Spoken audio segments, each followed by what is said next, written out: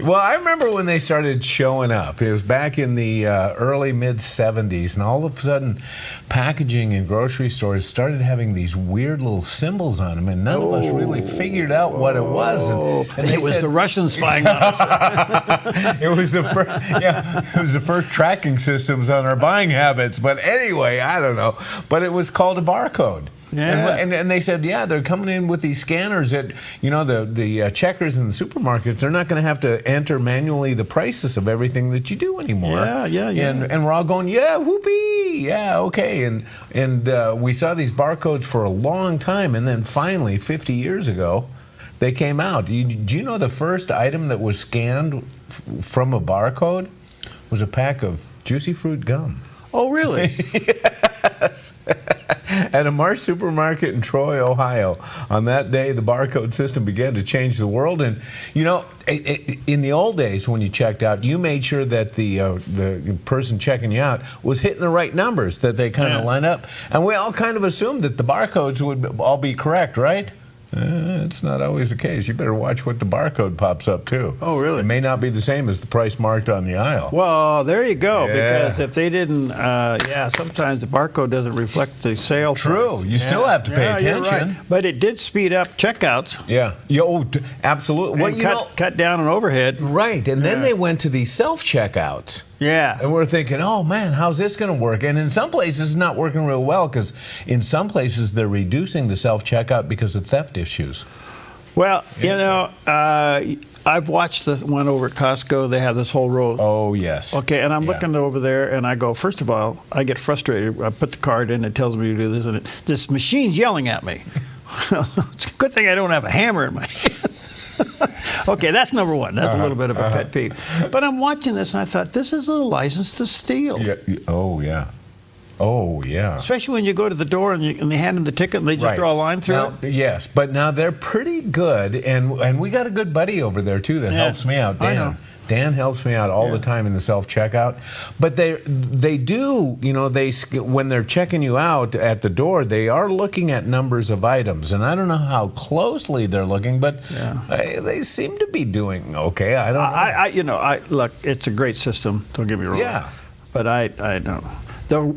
The checkout at some of these places, self-checkout, because you look over here and there's carts full of stuff and you know you're going to be there for a week. Yeah. So you thought, well, I'll go try the self-checkout. You go to self-checkout and you push the wrong button. You have to put your card in there. You're wondering if you're being charged twice. Yeah. All this nonsense going on. Yes. I don't know.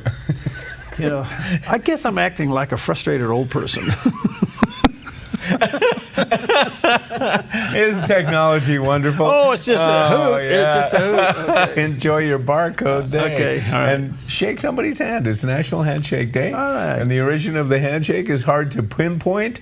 It is a non-verbal form of communication and may have existed before written records. Theory suggests it was a way for medieval knights and Roman soldiers and other weapon-carrying men to check for hidden daggers by grasping each other's forearms in greeting. And that was the original handshake, was like this. You reached up and you went like this, say, hey, dude, are you packing? Are you packing? So we went from handshake to the hug, which is a pat down. There you go. Also National Coconut Day. You like coconuts? Oh, I do. Yeah. Pretty good stuff. And also National Bomb Pop Day. This is actually a popsicle. The Bomb Pop was invented by D.S. Abernathy and James Merritt in 1955. You've seen it. It was invented at the outset of the Cold War. They came up with a cool frozen treat, a way to reflect American patriotism. It's a single popsicle, red, white, and blue, in the form of a missile. Yeah. They still make them. Yeah, they do. Yeah, absolutely. They're cool. They're good. It's just iced sugar. Yeah, enjoy your Bomb Pop. It's also National Chocolate Pudding Day. Oh, I like chocolate pudding. Yeah, historically, chocolate pudding is a variation on chocolate custard using starch as a thickener instead of eggs. But in 1903, an edition of Mary Harris Frazier's Kentucky recipe book and the 1918 edition of Fannie Farmer's Boston Cooking Super Cookbook showed eggs and flour being used for both recipes of chocolate pudding. Okay, well, make sure it's real chocolate pudding. Okay, and how do you make sure? Well, you guys got to check it out. But Yeah. some of that stuff that comes in these little, 6-pack things, Oh, yeah. it's just Yeah, gooey sugar. Because homemade chocolate pudding is usually made with milk and sugar, flavored Yeah. with chocolate Right. and vanilla, then Right. thickened with flour or cornstarch. Yeah. But yeah. like all things, chocolate pudding became readily available in stores after General Foods, the makers of Jell-O, introduced a chocolate pudding mix way back in 1934. All right. Chocolate pudding mix. Good stuff, put whipped cream on it. All right, now, did you realize that there is an island in the Bahamas, and the only residents are pigs? I'm not kidding you. I've heard about this. Yeah, Pig Beach is an otherwise uninhabited island in the Bahamas, populated by feral pigs. Now, there's no confirmed theory of why these pigs ended up there in the first place, but some speculate that they came from a shipwreck, a business tactic, or an abandoned food ration. Some pirates or something put pigs on the island. They were going to come back later and eat them, but they didn't come back. But however, they got their current residents. They are one of the most sought-after attractions for tourists in the Bahamas, and they are referred to as the swimming pigs, with YouTube videos that have been viewed by millions. Yeah. The feral swimming pigs. Well, yeah. I love it. It's great. It's great. I wonder if there's any population control. Yeah, that's I mean, because they're pretty prolific. I mean, they could yeah. populate that island pretty fast. Right, and they're pretty voracious eaters. So I don't know how obviously it's working out pretty well because they've been there a while and they're a massive tourist attraction. Okay, there you go. And we're watching them. Well, they kind of go against the reputation of a pig. How? Well, the reputation of the pig is being in slop and mud. Yeah, these guys look at them. These guys are swimming in salt water. Right. Yeah. It's interesting. Yeah. They're probably the cleanest pigs in the world. Look at hand feeding them out of the boat. There you How go. about that? All right. Enjoy. Good morning. Good morning to you. Well, do you like water? Oh yeah, yeah. How do you like your water? Cold on ice. Okay. Yeah. Do you taste the difference between tap water and pure water? Yeah, I taste the difference between processed water and well water. We drink well water, and I know I can taste the difference between city The only water. reason I I can taste bring the that up chlorine. because I'm drinking ultra pure this morning. Oh, yeah. From our little thing out there. Right, yeah. I cannot believe the difference. Yeah. This is wonderful. Right. Yeah, it doesn't have the chlorine-y aftertaste. No, it's cold and pure. Yep. And and we pure. have good water in Medford. I mean, we're ranked Yeah. real high, but still you can tell. Well, ultra pure. I see their trucks around town, so you ought to get it for your office. Wait a minute. What do does you that have have a to do deal with with anything? Ultra Pure? Wait a minute. What do you have a deal, special Yeah, side it's deal? sitting out there. It's right out there. It's got two little knobs on it. All right. Anyway, good morning to you. You're the guy that's ultra pure. A look at today's weather thanks to Grange Co-op. In northern Oregon and southern Washington, a chance of drizzle, then mostly cloudy with highs in the low 70s for Vancouver and Portland. A chance of drizzle for Wilsonville and McMinnville, then partly sunny with daytime highs in the low 70s.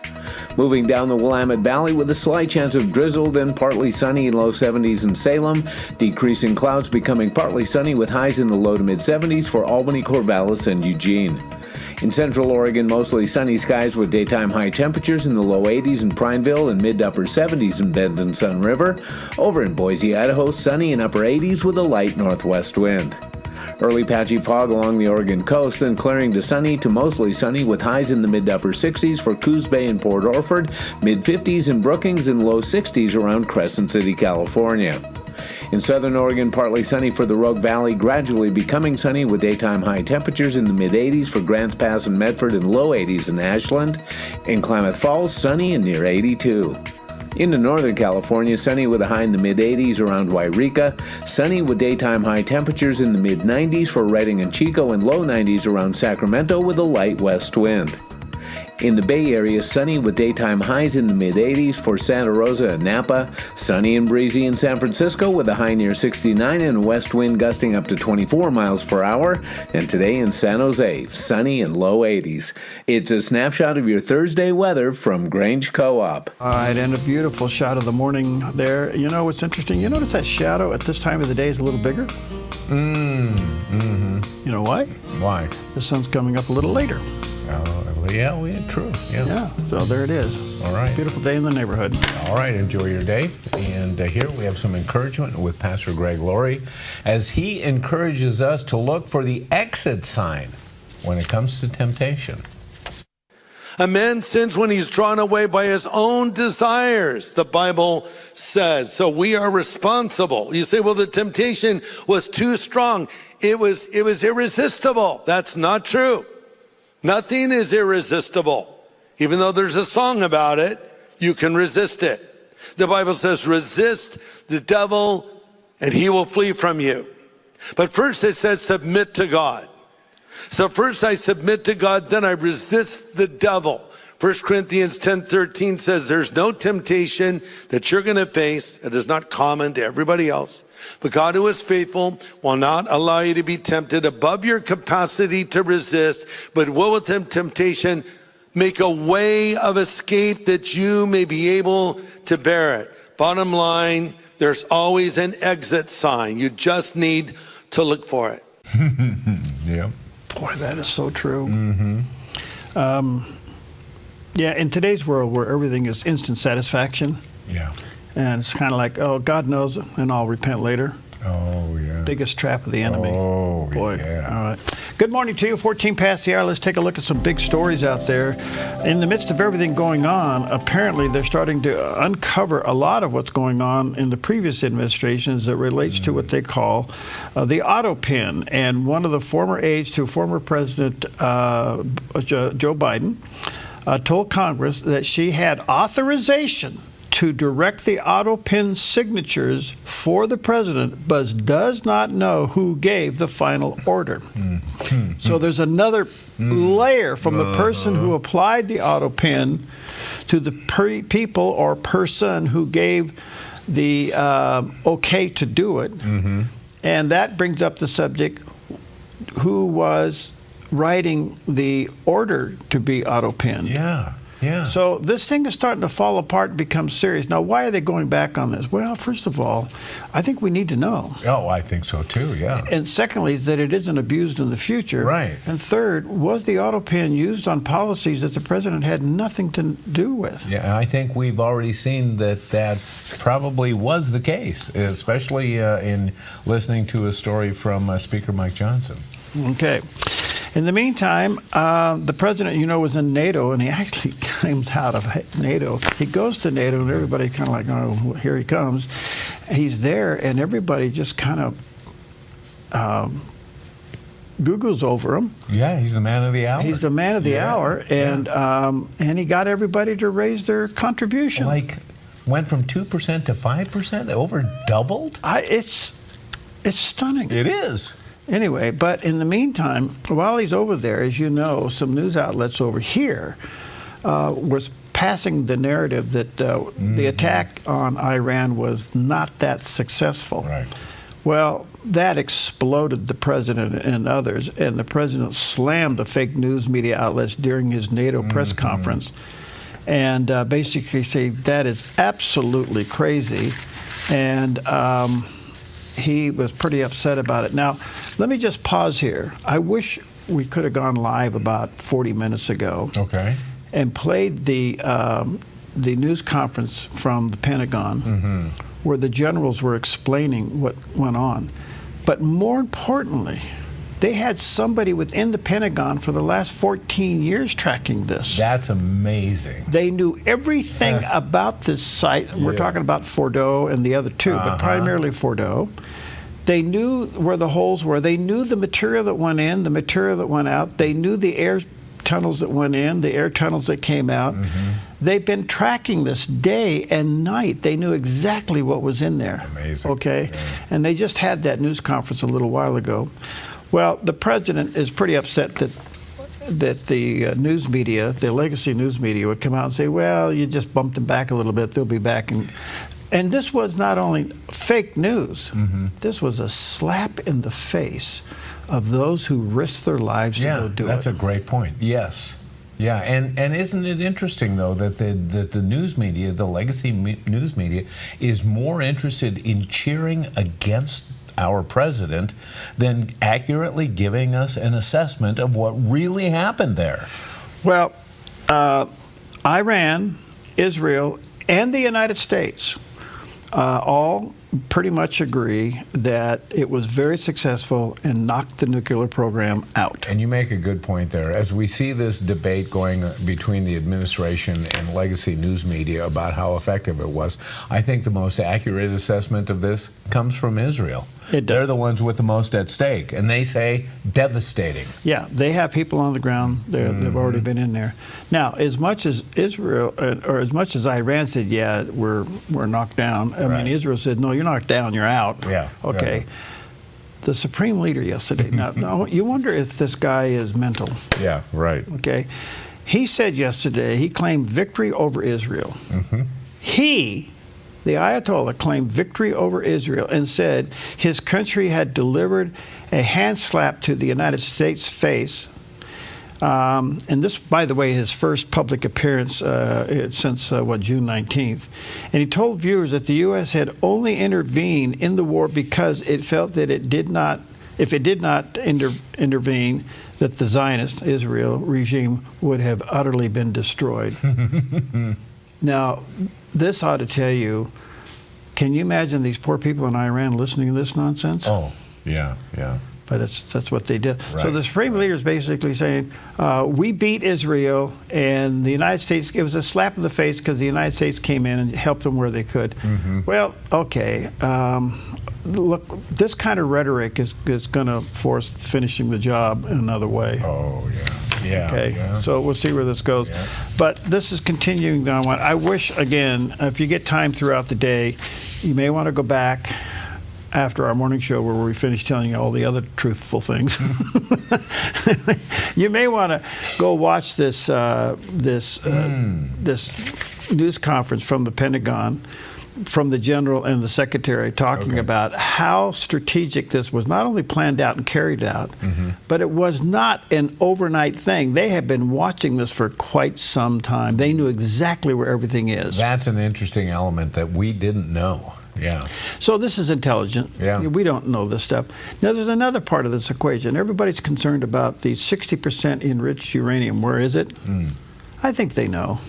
Oh, yeah, probably so. They just try to figure out what they're going to do about it now. Yeah. Because they go and bomb that site when we're in the middle of a ceasefire. What do you do with this? Yeah. So anyway, those are some of your headlines this morning. And we have some more state headlines coming up a little bit later on, which ought to kind of curl your hair a little bit. Oh, no. Oh, yeah. No. That's why we have ultra-pure water. Purifies your brain.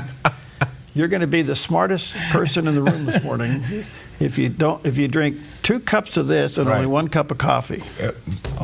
Wait a minute. Wait a minute. Oh. Okay, time out. We're going to take a break. We'll be right back.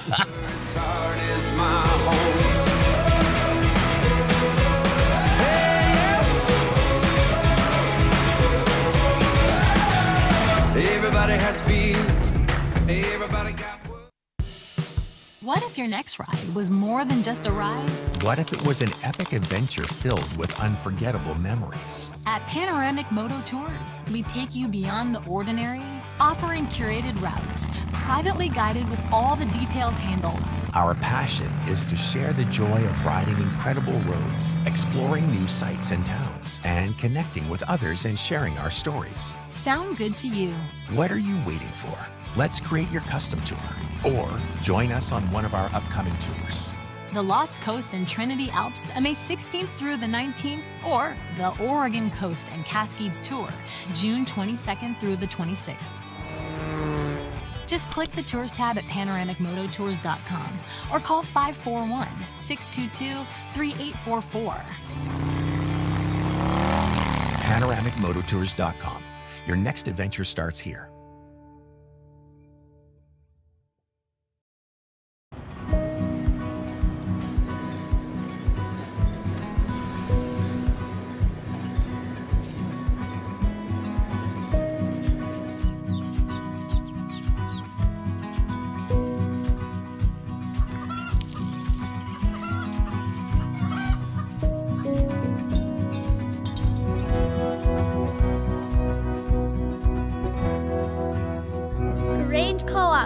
big ideas grow.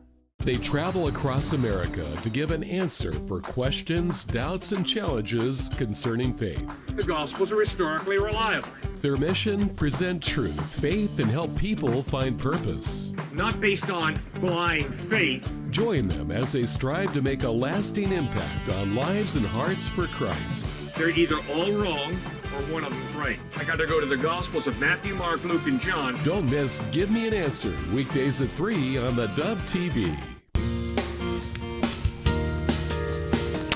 Welcome back. Happy Thursday, better known as Friday Eve, as we wrap up a month and a week all at the same time, and hopefully a legislative session in the state of Oregon. They have to sine die by, I think, tomorrow and be out of there. Okay. It could spill over in the next week. I can't remember. They have to do it on Friday or the 29th, but they're down to the wire. Do they have to get out by a certain date? Can they extend their time? That's a good question. I can't answer that. I mean, not that we want them to.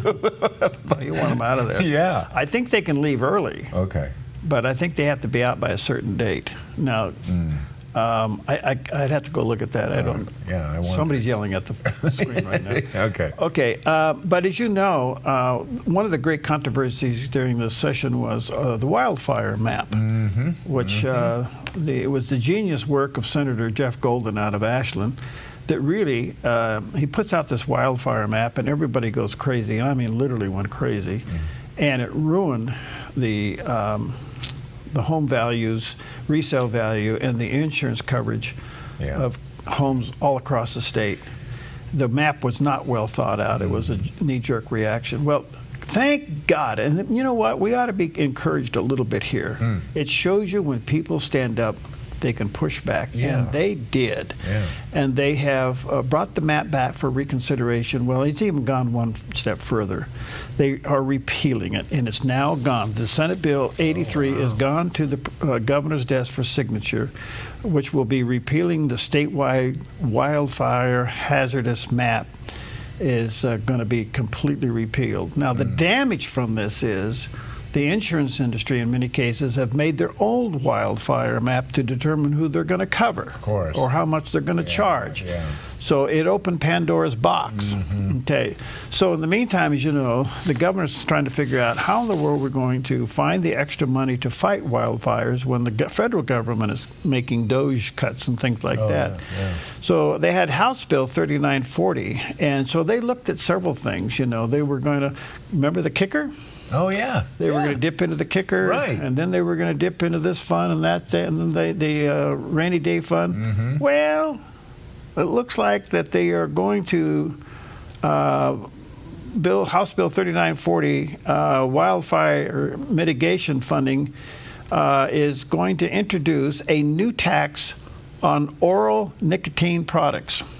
Oh, really? Oh. Oh, you know, now, a new tax. Because now, don't get me wrong. I think taxes on that stuff now. Yeah. You know, a new tax. I mean, don't get me wrong. I realize that nicotine's quite addictive, and my always thought is that God wanted you to smoke, He'd put a chimney in your head. Oh, guys. Okay, that's a little take there. Yeah. But to create another tax possibly means that down the road, if money is restored back to wildfire, then they've created another income stream. But anyway, that's how they're planning to fund it, and that's going to go for a vote the next day or so. So instead of taking the kicker, thank God they got their hands off of that. Okay, they were going to go into the rainy day fund. That didn't go anywhere, so now they're going to create an extra tax on oral nicotine products. Interesting. Wow. Okay. So pretty interesting, huh? Yeah. All right, take a look at the satellite image. Here's what's going on out there, and beautiful weather. There we have severe clear, and it's really not that hot. It's going to be pretty nice through the weekend. Very pleasant. And not bad. If you, it will bump up a little bit on Sunday, but man, mid 80s for the next couple days. And then next week is 4th of July, and it's got to be warm for that. Yeah, it's got to be warm because we're going to watch all those illegal fireworks being thrown up all over the valley. But please be careful out there. Yeah, there you go. Yeah. All right. Well, this is interesting. During the NATO summit at The Hague in the Netherlands, President Trump defended the strikes on Iran, and he called out specifically CNN, NBC, and the New York Times for their reporting of the event, and he mentioned Hiroshima and Nagasaki. Oh. But I just want to thank our pilots. You know, they were maligned and treated very bad, demeaned by fake news CNN, which is back there, believe it or not, wasting time, nobody's watching them, so they're just wasting a lot of time, wasting my time. And the New York Times, they put out a story that, well, maybe they were hit, but it wasn't bad. Well, it was so bad that they ended the war. It ended the war. Somebody said in a certain way, you know, that it was so devastating, actually. If you look at Hiroshima, if you look at Nagasaki, you know, that ended a war too. This ended a war in a different way, but it was so devastating. Also, they have, out of Dubai, just came that Iran's foreign ministry spokesman, this is Iran's foreign ministry, says its nuclear installations were very badly damaged by the American strike. So what bothered me about these reports with fake reports put out by the New York Times, failing, I call it the failing New York Times because it's doing terribly. Without me, it would be doing no business at all. But, and by fake news, CNN and MSDNC, all of these terrible people, you know, they have no credibility. You know, when I started, they were at 94% credibility, the media. Now it's at 16%. And I'm very proud of it because I've exposed it for what it is. But when I saw them starting to question the caliber of the attack, was it bad? Well, it was really bad. It was devastating. They were obliterated. In fact, you can't get into the tunnels. They just put that over. That just came out. They can't. There's nothing. There's no way you can even get down. The whole thing is collapsed in a disaster. And I think all of the nuclear stuff is down there because it's very hard to remove. And we did it very quickly. When they heard we were coming, it was, you know, you can't move it. Very hard, very dangerous, actually, to move too. Wow. Okay, so he makes a couple of funny points there. One is, it's true. The reason MSNBC and CNN and others continue to exist is because he is their main product to go after. Right. And so if he wasn't around, what would they have? Yeah. Who would they bash? Would they bash Newsom? No. Yeah, they would never go after. They didn't ever go after Biden. So anyway, that's kind of a little tongue-in-cheek. But he made a little comment there. Is that where the enriched uranium is? That was telling, because I think we do know, especially when you're mentioning that there's been observations going on in this facility for what do you say, a dozen years?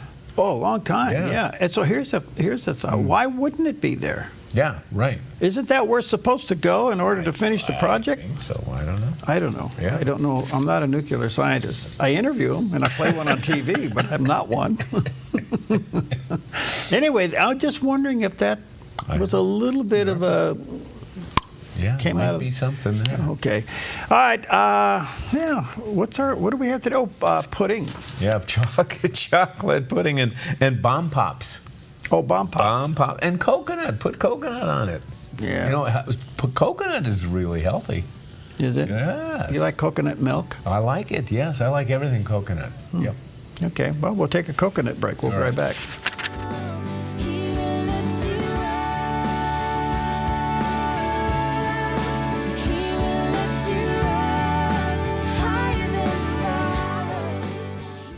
Since 1987, Four Seasons Nursery has been the gold standard in the green industry here in Southern Oregon. Tim Albert and his friendly staff continue to offer the best plants and most accurate knowledge to create your dream landscape. At Four Seasons Nursery on Crater Lake Avenue, you can let your imagination run wild with a huge selection of all things plant and gardening for both inside and outside beautification. Whether it's a flower for your window seal, one of our beautifully renowned signature hanging baskets, or a complete landscape landscape design for your entire property, Four Seasons Nursery can help you every step of the way with design services, workshops, and more. Let your imagination run wild as you immerse yourself in their nursery filled with beauty that knows no bounds. Four Seasons Nursery, 5736 Crater Lake Avenue, 5736 Crater Lake Avenue, 1/2 mile north of Vilas Road, 541-779-5603, 541-779-5603.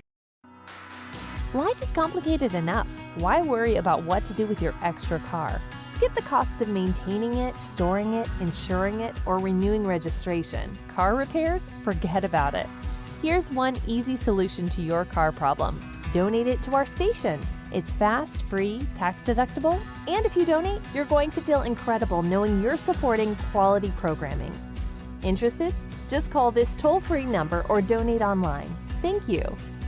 30 seconds or less. That's the length of a soundbite in a typical news story. If you're lucky, you can't really learn much in 30 seconds. It takes time to ask questions, learn, and explore the facts to really understand. Focus Today on the Dove TV and Radio does just that. We give you an hour covering several issues and newsmakers in depth. So don't settle for quick sound bites. Get to the heart of a story and understand better. Focus Today, weekdays on the Dove TV and Radio.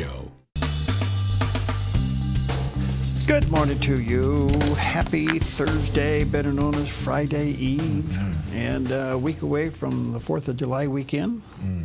All of that stuff, and good things to celebrate. Do you realize not this year, but next year? Oh, yeah. Will be 250 years. Yes, 250-year celebration. Yeah. Wow. Yes. Wow. That's pretty cool. Yeah. Okay. All right, let's check in with CBN News Watch, find out what's going on. This is CBN News Watch. It is Thursday, June 26, going to begin this half hour in the Middle East, where Iran's foreign ministry spokesman says their nuclear facilities were, quote, badly damaged, unquote, by the American airstrikes over the weekend. That statement coming after reports in the United States news media saying the attacks only set back Iran's nuclear program by a few months. The Trump administration, including intelligence officials, making it clear the strikes obliterated their targets. CBN Middle East correspondent Julie Stahl brings us the story. She's reporting from Jerusalem. Defense Secretary Pete Hegseth is blasting media outlets for playing up an early leaked report that suggested U.S. strikes on Iranian nuclear facilities did only limited damage. The instinct of CNN, the instinct of the New York Times, is to try to find a way to spin it for their own political reasons, to try to hurt President Trump or our country. They don't care what the troops think. They don't care what the world thinks. I just want to thank our pilots. They were maligned and treated very bad, demeaned by fake news. President Trump cited Israeli intelligence reports that the strike set back Iran's nuclear program for years. We've collected additional intelligence. We've also spoken to people who have seen the site, and the site is obliterated. And we think everything nuclear is down there. They didn't take it out. Wednesday, CIA Director John Ratcliffe and Director of National Intelligence Tulsi Gabbard released statements that intelligence indicates that the strikes did severe damage to the nuclear sites.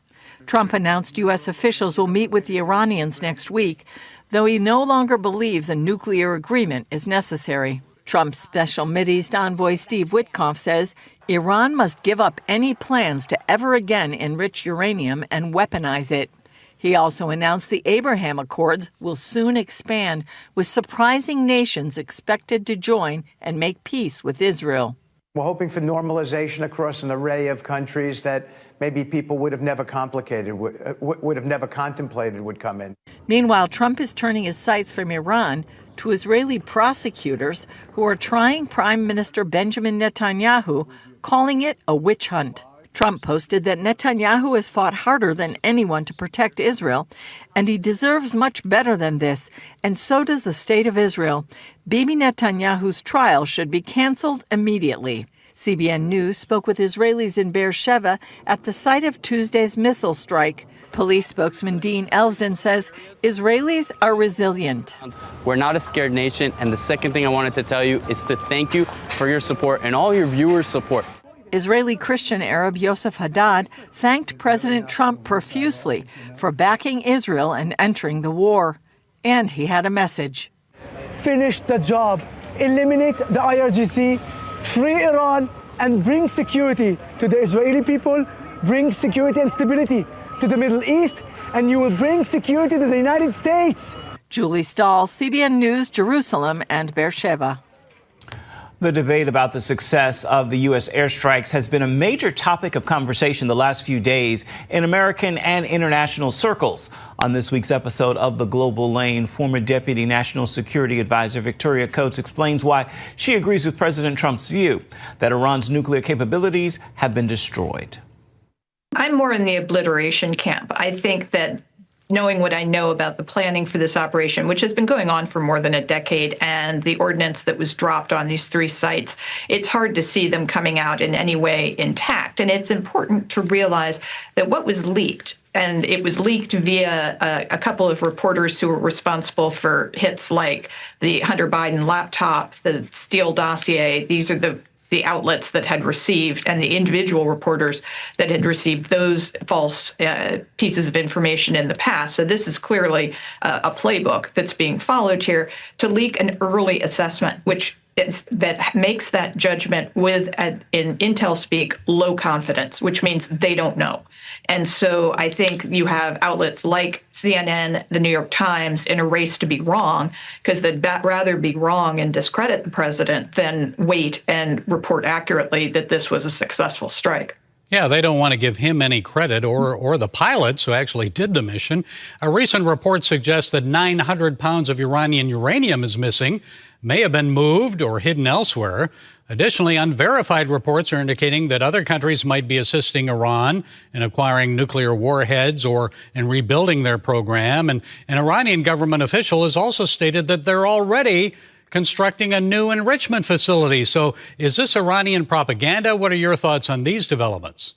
Well, it's certainly something to watch, but I think if Iran were foolhardy enough to build another enrichment facility, A, we would see it, and B, we could destroy it. And there's nothing they could do about it. They are utterly exposed at this point. They have no air defenses. They have no air force to speak of. And so, if they've spent $2 trillion over the last 20 years on their nuclear program, if they're going to spend another $2 trillion over the next 20 years to reconstitute it, I'm okay with that timeline. But I also think we can set it back whenever the president would choose to do so. Well, the follow-up on that is you don't want them to reconstitute the program. Mm-hmm. And the only way you can do that is you're going to have a regime change and allow for the citizen revolution to take hold. Mm-hmm. That's a tricky deal. I mean, it's easy to talk about. It's very difficult to pull off. But I think what you're dealing with here is Iran will break the ceasefire. How and where and how they go about it's yet to be seen. Mm-hmm. That'll open the door for the kind of finish the job. Okay. Do you think that do you think Iran will kind of lean on their proxies to do their? See, the proxies are really been knocked down, and Hezbollah's gone. Yeah. Okay. The Houthis are gone. There's a little bit of Hamas left. Uh-huh. The unknown is Syria, but Syria's air force has been knocked out, and there could be something that happens right in the middle of this, and that is that Saudi Arabia could come into the accord. If that is the case, you got to look at we don't understand this, and I don't totally understand the civil war that's gone on in the Muslim community for centuries, and the Shiites and the Sunnis. And a lot of these nations do not want Iran to have the bomb, because they'll bomb each other. Mm-hmm.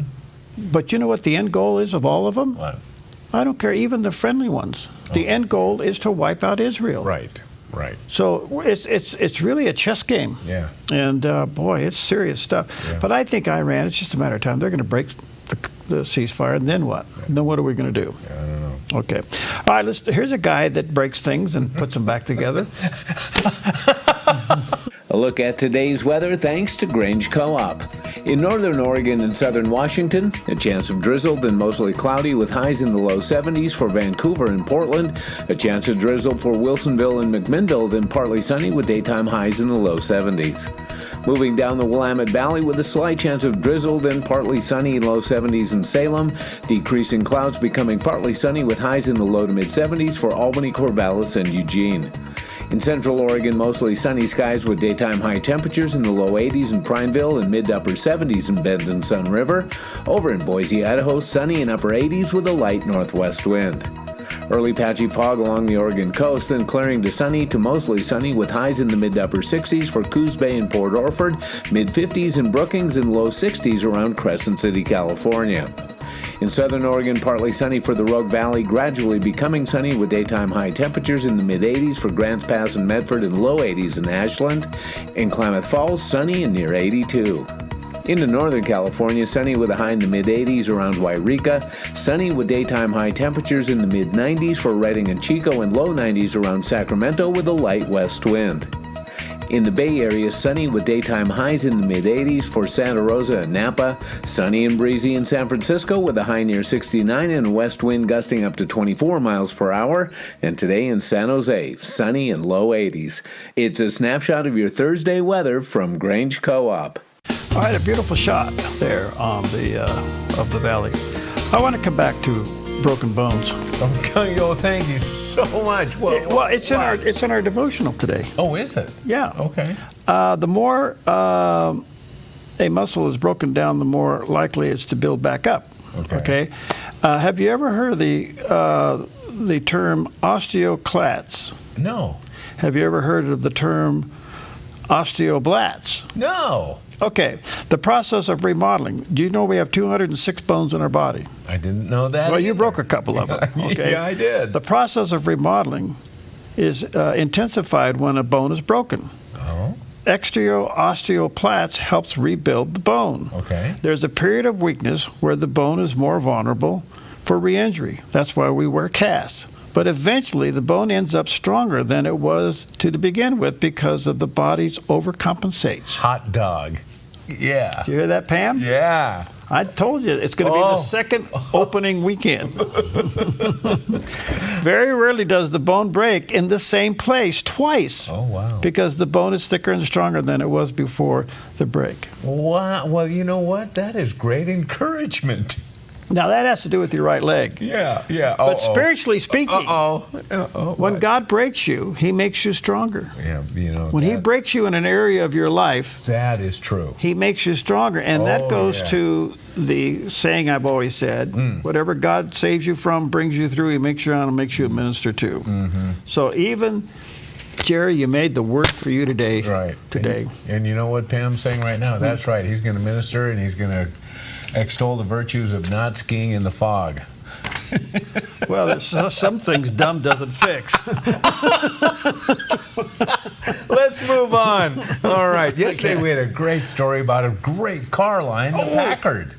Yeah, we love automobile stories here. But if I was going to ask you who you consider to be the father of the automobile, who would come to mind? Well, America would be Ford. Yeah, you would think of Henry Ford, yeah, and there were some others involved too, but I would think most of us would think that, but well. Oh, wait a minute. Is that the little circular car thing? Yeah. Well, that was a Benz, wasn't it? No, this is, okay, it was basically, who got the patent for the first gasoline-powered automobile? That would be the father. Okay. Well, it was on this day in history that the U.S. patent was issued for a gasoline-powered car, and that car was a Benz. On June 26, 1894, German engineer Carl Benz received a U.S. patent for a gasoline-powered automobile, forever changing the world. Regarded as the father of the automobile, Benz was the first to design and build a vehicle powered by an internal combustion engine, a concept being explored by others like Gottlieb Daimler and Wilhelm Maybach, but it was Benz who patented it first. More than just an inventor, Benz revolutionized mobility. He went on to patent all the critical processes that made the gas-powered car practical and drivable. But his success wasn't his alone. His wife, Bertha Benz, famously took one of his early cars on a long-distance trip, proving its reliability to a skeptical public. Together, they founded the company that would become Mercedes-Benz, now a symbol of luxury, innovation, and engineering excellence around the globe. Carl Benz didn't just invent a car, he invented an industry and changed how the world moves. Do you know where they got their first fill-ups with those cars when they had to go get more fuel? They went to pharmacies because there was no gas stations, and they would burn alcohol. No, a particular kind of a cleaning solvent. Yeah. Oh, really? Yeah. Well, there you go. That first Benz. Yeah. They made, I think it was like 150 replicas of that several years ago, and then put them on the car auction. They went for thousands of dollars. Kidding. Yeah. Wow. But if you look at that thing, I wonder if it washed your clothes too. Didn't it look like a washing machine? Well, we're going to have a story on Bertha. Bertha Benz was very much involved in designing the car with her husband, and we'll do a story on her when she took that trip. All right. And she had a lot of modifications, including she created the very first brake pads. Oh, there you go. Yeah, they were using wooden blocks as brake pads. They didn't work very well. Okay. Anyway. Jerusalem to Tel Aviv, pretty much in light of what's going on in the Middle East, they took time to celebrate President Trump's involvement in what's going on over there and acknowledging the unshakable alliance between the United States and Israel. And here's a little bit of that salute. The Knesset, Israel's parliament, lit up red, white, and blue in a show of gratitude to the Star-Spangled Banner. Knesset Speaker Amir Ohana did not spare praise for Trump, calling him, quote, the greatest president in modern history. And in another gesture of gratitude, the Old City Jerusalem walls lit up with American and Israeli flags. The Tel Aviv Municipality building also joined, lighting up its walls with the colors of the American flag. And on the Ayalon Highway in Tel Aviv, you can't miss this massive banner reading, "Thank you, Mr. President." Israeli citizens are also posting gratitude toward Trump on social media. This IDF soldier fighting in Rafah posted this picture with his MAGA hat and proud American flag. And on the Lebanese border, the American flag is seen waving high and proud together with the Israeli flag. The United States military operation in Fordo will mark yet another milestone in the iconic and historic bond between Israel and the United States. Unbroken and undeterred. American values will always align with Israel, making this bond more than a diplomatic alliance. It's a stance for freedom, for democracy, for peace, and for truth. As President Trump said, God bless the Middle East, God bless Israel, and God bless America. Thank you very much.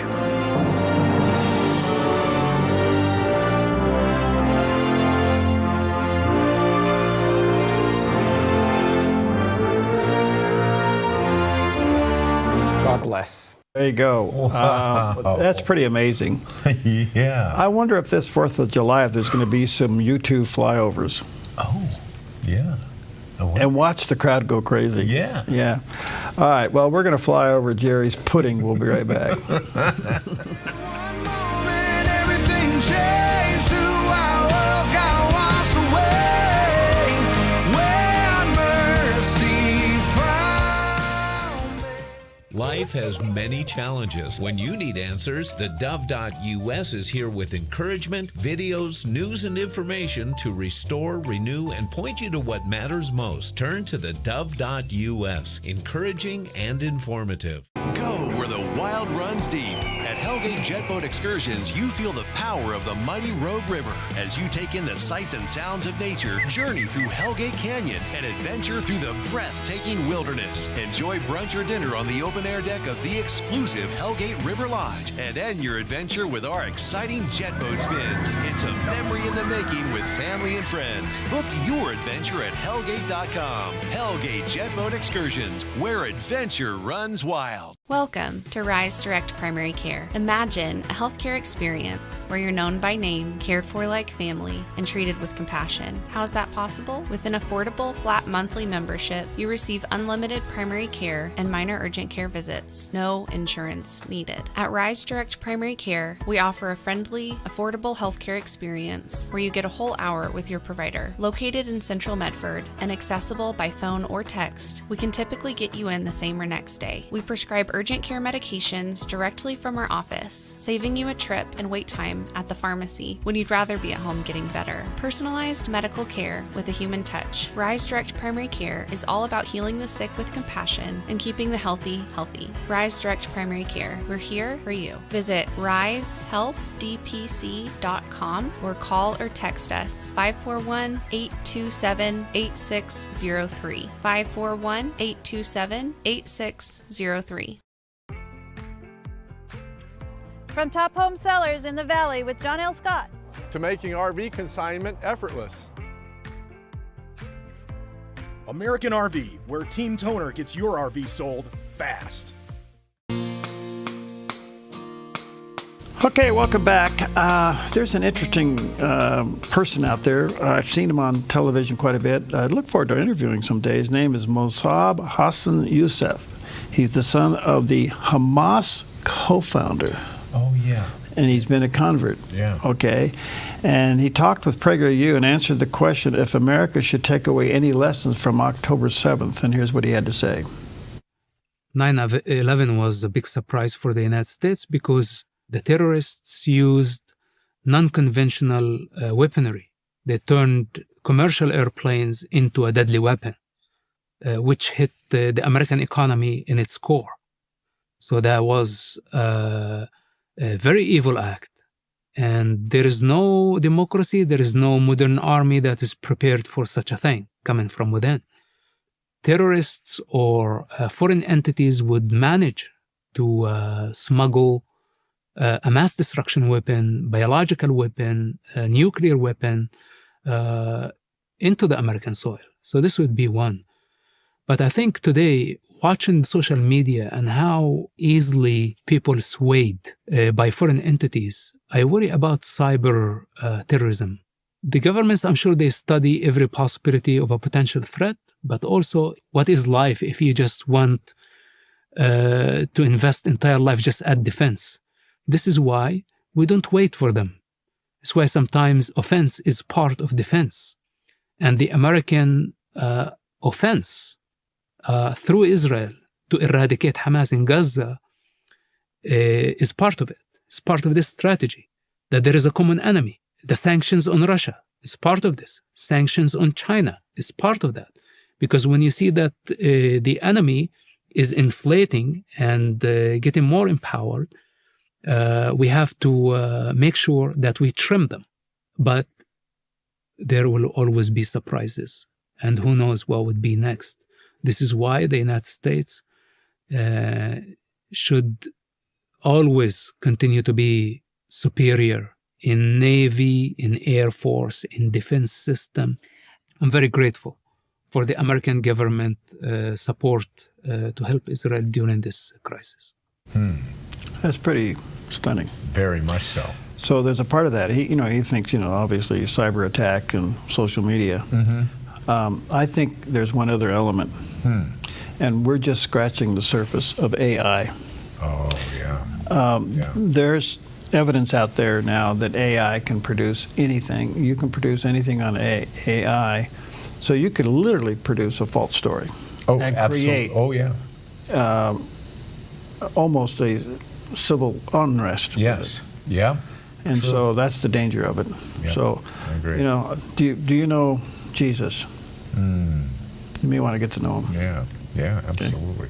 Go ahead.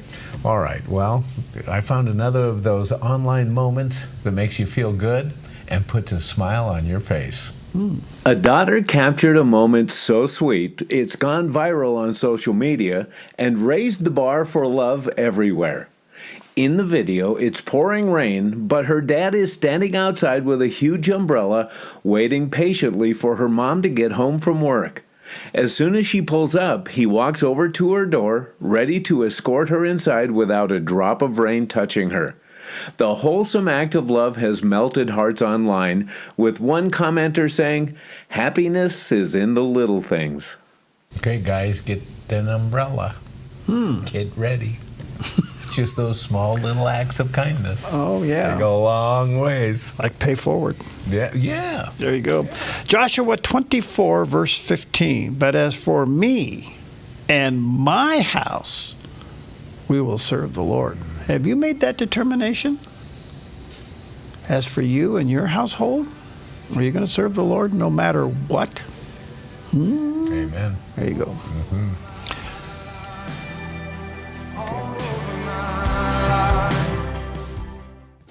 Put your gold in an envelope, mail it. Hopefully you get a check. No. Father and son jewelry, bring your gold in, we weigh it, we check it, we make you the offer. Or turn your something old into something new. Whether it's an idea, a picture, or a piece you want to duplicate, we can melt it down and make it for you. If you find your perfect piece in store, trade your something old for something new, and you always get a little extra. Visit Father and Son Jewelry, 5 generations of family in Medford.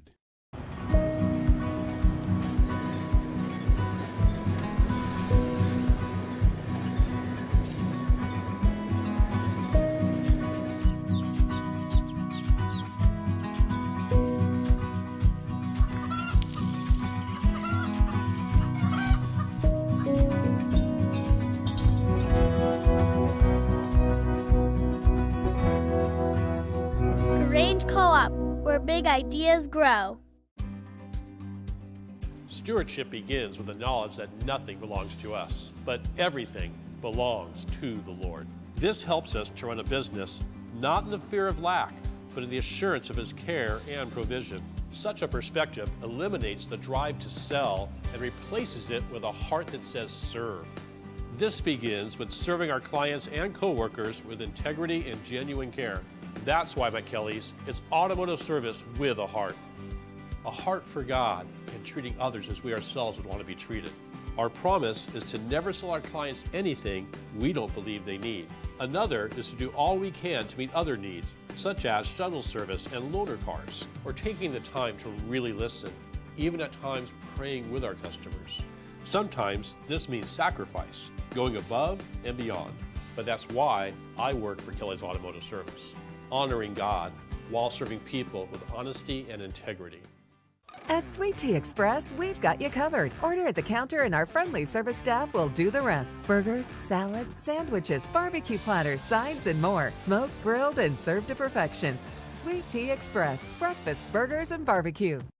It was just very beautiful. And then at the end of this vision was just a voice. And the voice said, buy land, grow food, and give it away.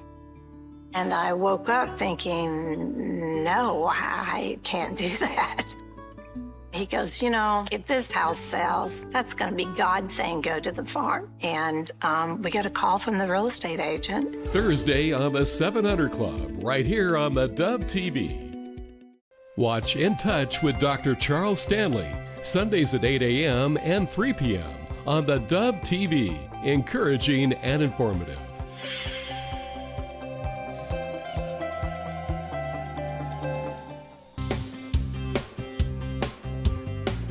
Hey, good morning to you. Happy Thursday, better known as Friday Eve. Welcome to Mornings on the Dove, where just about anything goes when Jerry shows up. And I'm here, the great emancipator of pain. Oh, man. Don't get Pam started. Okay. Don't do it. All right. Anyway, good morning to you. Happy Thursday. A lot going on in the news. There always is. Beautiful, beautiful weather out there as we are enjoying the first full week of summer. And heading down to end a week, a month, and then 1 week from tomorrow will be 4th of July. Wow. Things are happening pretty fast. What's going on? Well, let me ask you this. When was the last time you heard, and Gary brought this up, he mentioned this in the text. When was the last time you heard somebody grab a microphone in the supermarket and say, price check on 5, price check? I haven't heard that. I haven't heard that in years. No. So, and of course, a lot of that has to do with the way they scan things today with barcodes, because it's National Barcode Day. This is the day that commemorates more than 50 years of what they call accuracy and efficiency. What began when a clerk scanned a 10-pack of Wrigley's Juicy Fruit gum on a March day in a supermarket in Troy, Ohio. So, we used to watch the checkers as they would hit the numbers and make sure that they kind of aligned, because we price check when we shop. So are you still doing that as they scan with the barcodes? Well, you have to double check. If you pulled something off the shelf and the shelf had one price. Yeah, they're not always right, are they? Oh, no, if they didn't change it, so you got to look out. But barcodes are kind of like the QR codes. Is it the DNA of marketing? Yeah. Well, I mean, how do you read these little lines and have it come? Yes, I don't know how this is the process. Now, I got to say this. The other day, Pam was someplace and she was checking something out, and the barcode price on it was way below what it was supposed to be. Oh. And she pointed it out to the clerk. She goes, "That's wrong. It's supposed to be a lot more." And the clerk said, "Okay." She scanned it again, it came out wrong. She goes, "No, it's your lucky day. That's what it says it is. You get it." Okay. No kidding. So anyway, enjoy your barcode and check it. It may not always be right. Yeah, it sure speeded up checking out. It sure did, and it gave us the self-checkout, which is still debatable how effective that is, because I have been reading that some places are cutting down on their self-checkouts because there's a theft issue. Well, yeah. And which I thought might be an issue when they first brought them in. I thought, wait a minute, this is kind of like the honor system, isn't it? Scan. Yeah, well, I don't. Yeah, it is. It is. But the reverse of that is barcoding your order. Have you been into a McDonald's lately? Everything's computer checkout. Oh, yeah. Yeah, and we order on the touch screen now. We don't even go to the counter anymore, or on your app. Yeah, so I wonder how that worked out HR-wise. Did it cut down the overhead? I don't know, but, I went into, I don't buy frou-frou coffees. And the last time I did, I think, was sometime last year, and I went in and I was going to see, I needed it because I was going to see a little kid basketball game. Oh, you need to stay awake. So I swung in and I pulled up their app while I was in line. And so as I pulled up the app, I saw a special on a coffee that I hadn't had, and I thought, this is brilliant marketing. They just got me to spend more than I was going to get a black coffee. They just got me to spend more by flipping it up on the app in front of me, the special, and that's the one that I hit. Yeah. And I was like, oh man, I am falling right into their market plan. Yes, okay. It's National Handshake Day. Does anybody shake hands anymore? Oh, yeah. And no fist bumps? Well, the fist bumps were COVID. Yeah. I think we're back to shaking hands. Yeah, I think people want to get away from that. So anyway, shake somebody's hand. It's also National Coconut Day. Oh yeah, offering a sweet support for our bodies in several ways. Coconuts are good for us. You like coconut milk? I guess I do. I don't. I mean, just plain. Yeah. Or maybe in your coffee. Or okay. I've had it mixed in. Yeah, that's all right. Yeah, but I like coconut. Coconut's good. They even have these, they give you these, you have options on sparkling water these days, seltzer water with flavoring in it. No, you go to your Ultra Pure. Oh, yeah. I have my Ultra Pure water. I got to say, there is something to that. Absolutely. Thank you, Ultra Pure. Yeah, it is Ultra, and it tastes like it.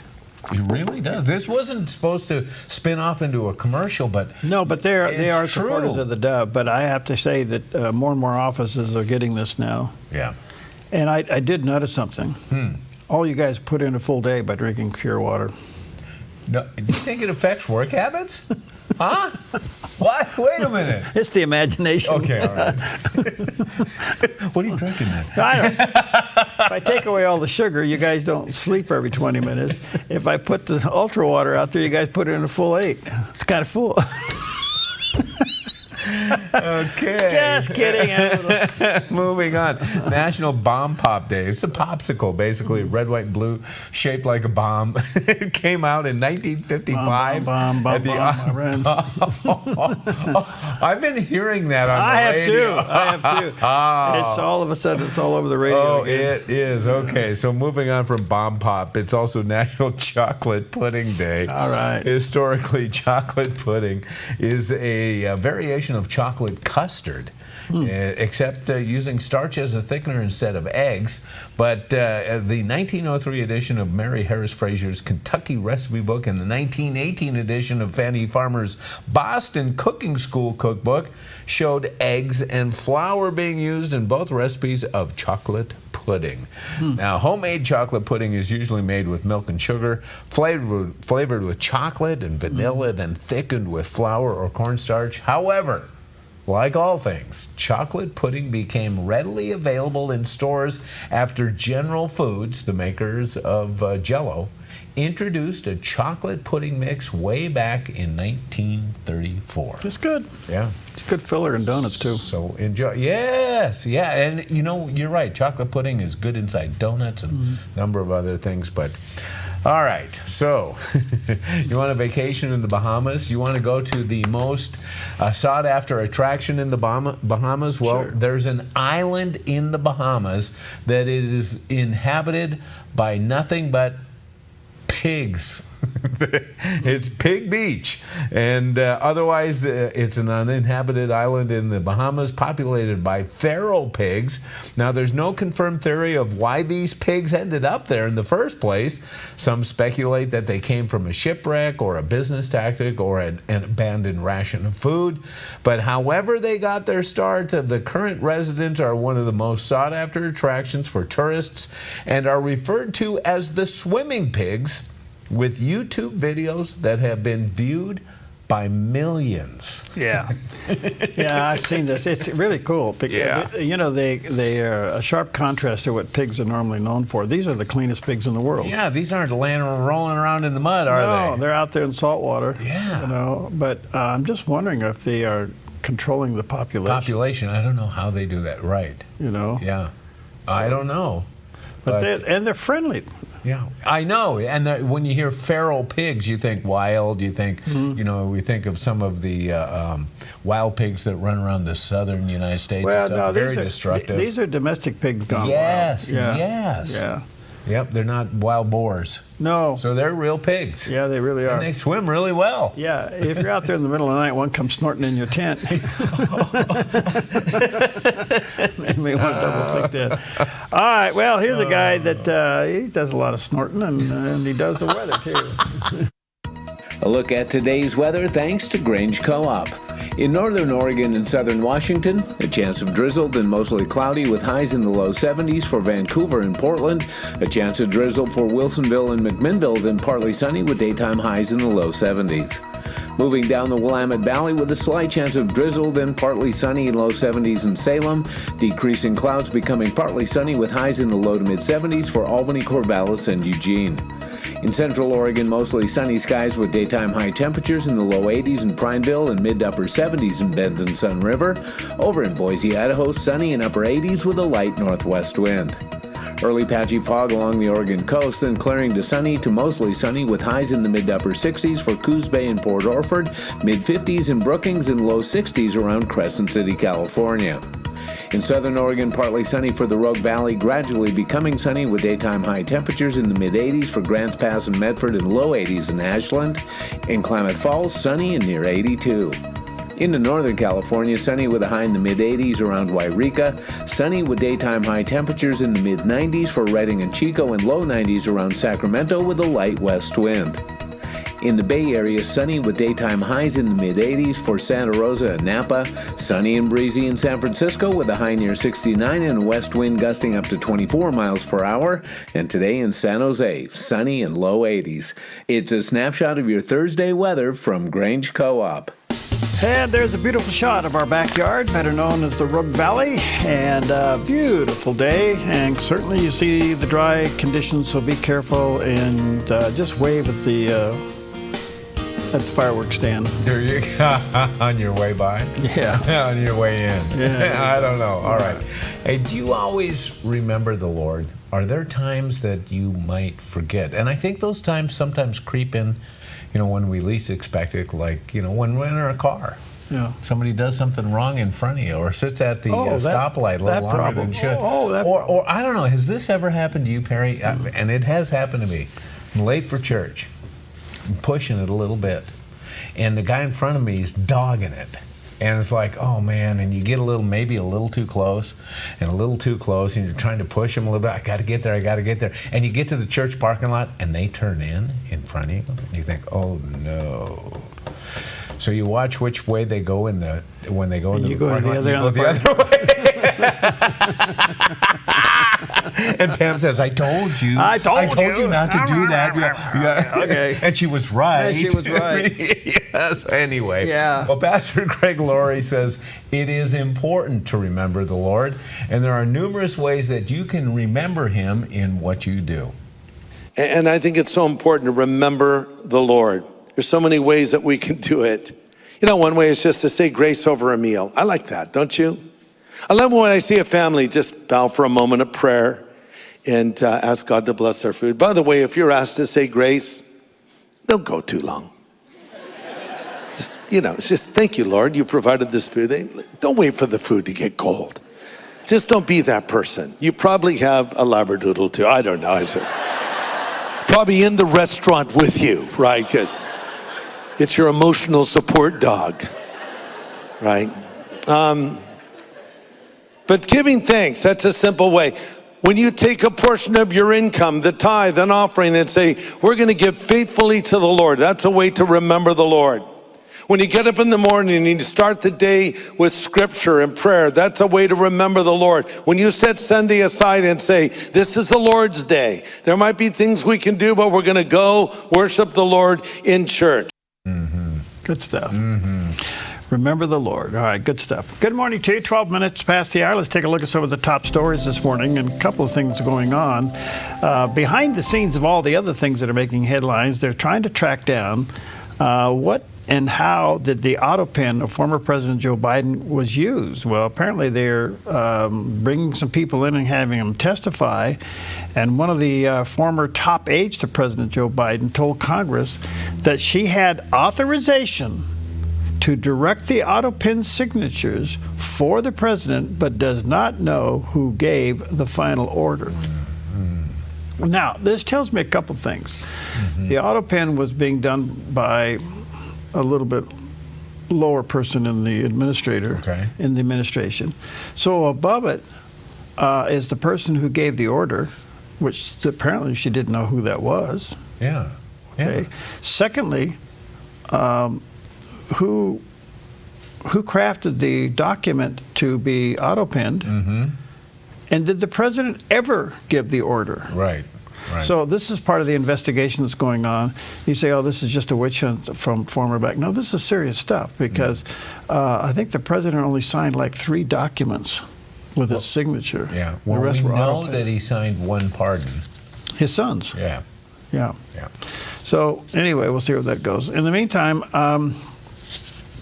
the president pretty much came unglued during his NATO visit, during his press conference on the legacy media reporting that apparently the bombing in Iran was low effect.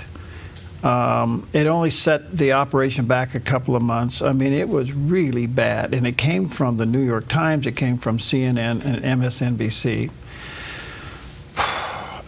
You got to ask yourself the question, why are you doing this? Mm-hmm. Okay, it was a slap in the face to those who risked their lives, and it was totally false. In the meantime, Iran itself, including Israel and the United States, have now done some preliminary investigation, and it was the sites were obliterated. They were gone. They're gone. I mean, and if you could have watched the news conference this morning coming out of the Pentagon, it was very revealing. Yeah. And it talked about, the general said, we've been tracking theDove for years. We knew what was going in and what was coming out. We saw the material going in. We saw the material coming out.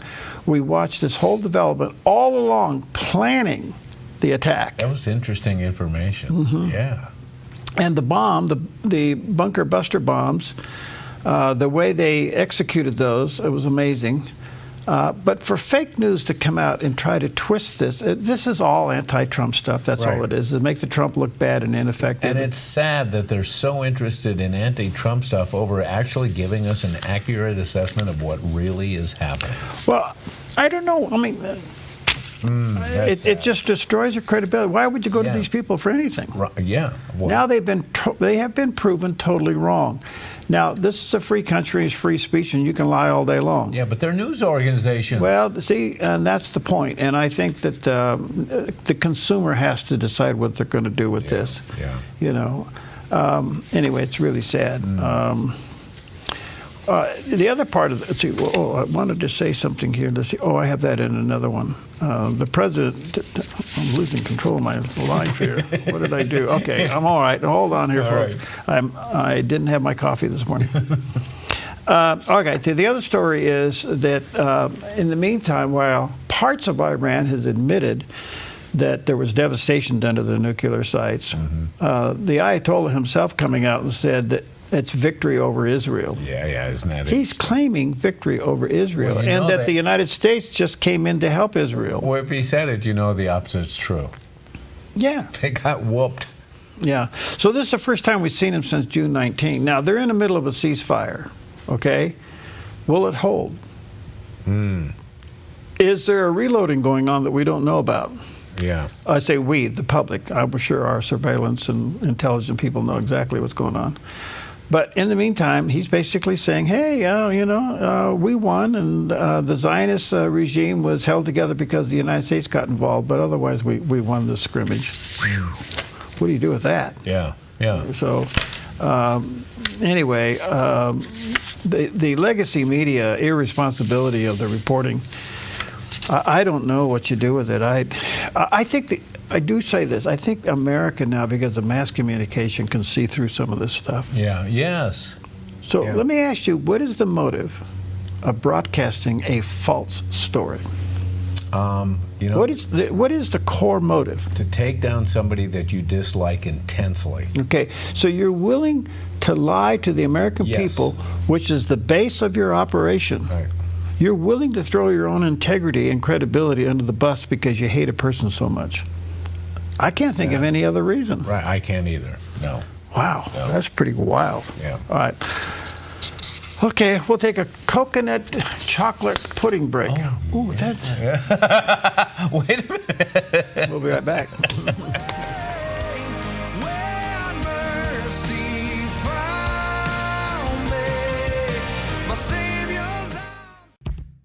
Your property demands equipment with more reliability, durability, and versatility built in. Kubota equipment is ready to get the job done right.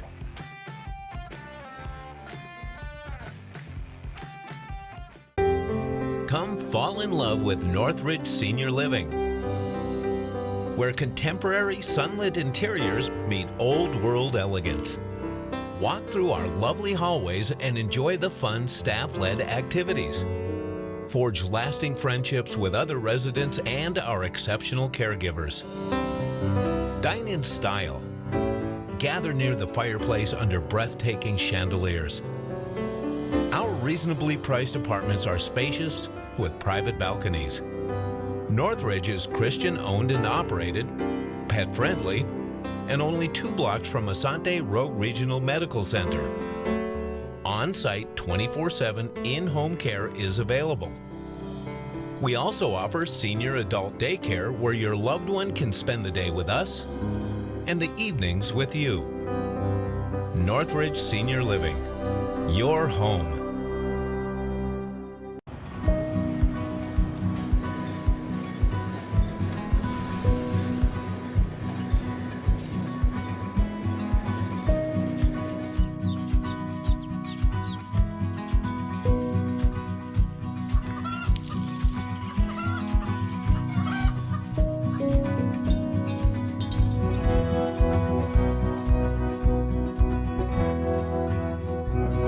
Co-op, where big ideas grow.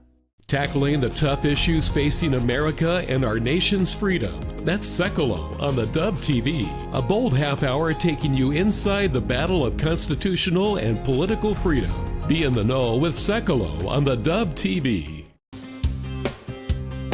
Okay, how y'all doing out there? Happy Thursday. Our legislature is still in session, coming down to the final days before they sine die, and that's where the House and the Senate open up their doors and they kind of wave each other and they pull the plug and get out of there.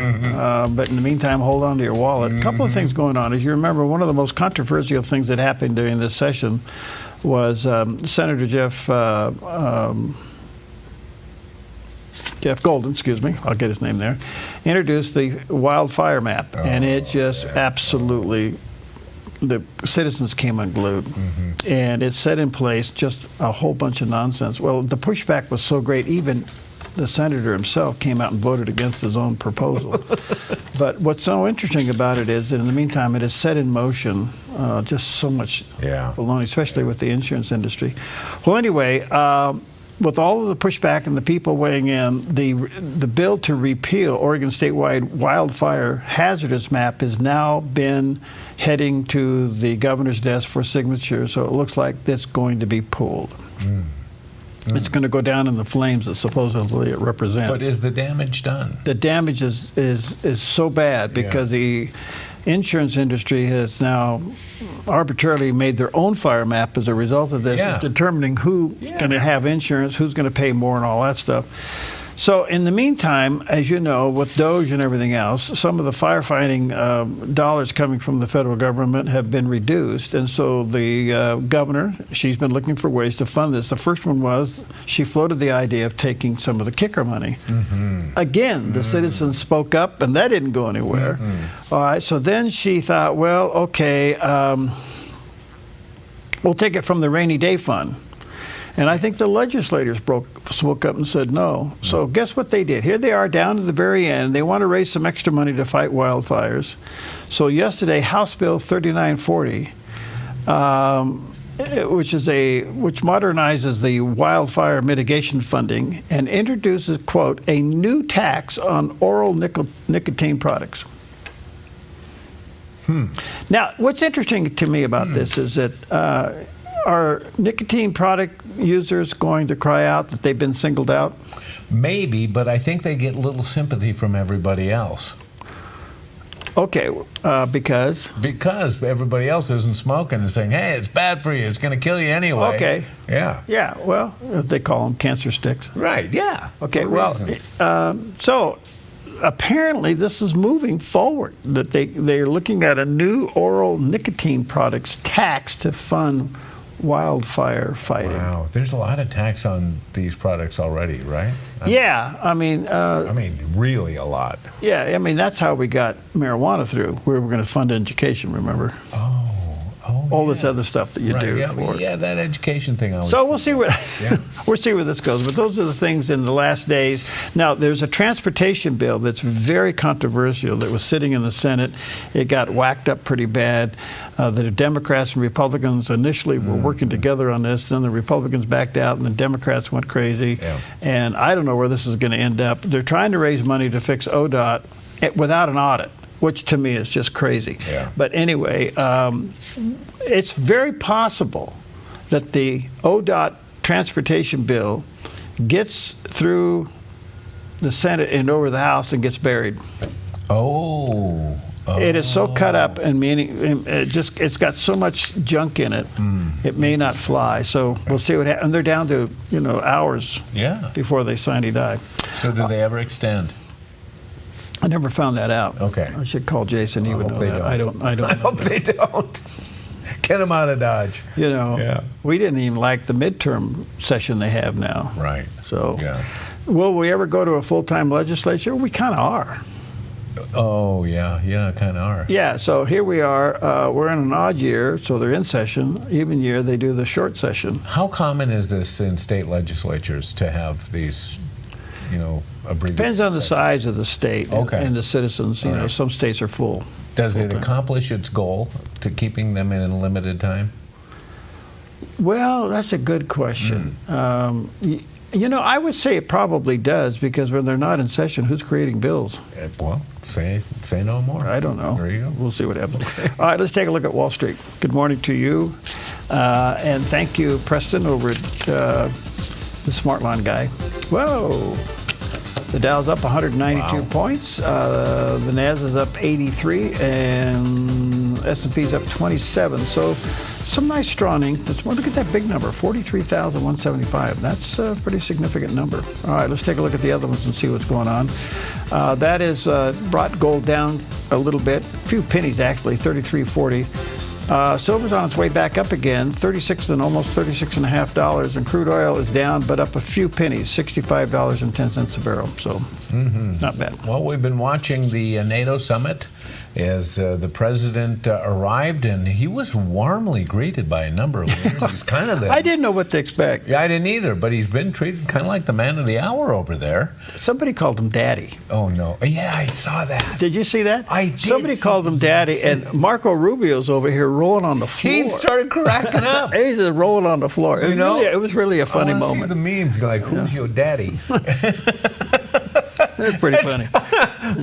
Well, President Trump addressed the attendees at the NATO summit in the Netherlands, and he explained the commitment he received from European leaders' agreement on collective financial support for defense.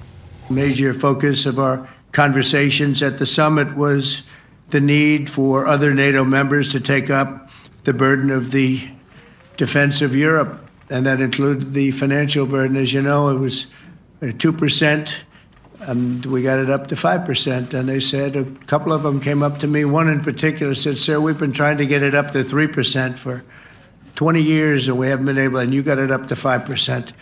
So they're going to be, most of them, I guess almost all of them, are going to be contributing now 5%, a number that people are surprised at, but you need it today. The United States accounts for 2/3 of all NATO defense spending, and since I began pushing for additional commitments in 2017, believe it or not, our allies have increased spending by $700 billion. So this week, the NATO allies committed to dramatically increase their defense spending to that 5% of GDP, something that no one really thought possible. And they said, "You did it, sir, you did it." Well, I don't know if I did it, but I think I did.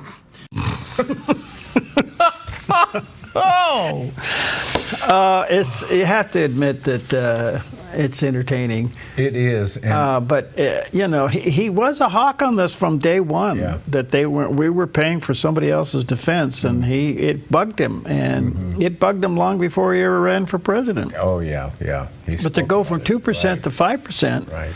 That's pretty significant. Yeah. But there's a scene out there, if you can Google it. Anyway, somebody called him Daddy, and oh my stars, Marco Rubio almost fell off the stage. He was laughing so hard. I saw that. Yes. Yeah, That was that's pretty good. Yeah. All right, we'll take a quick daddy break.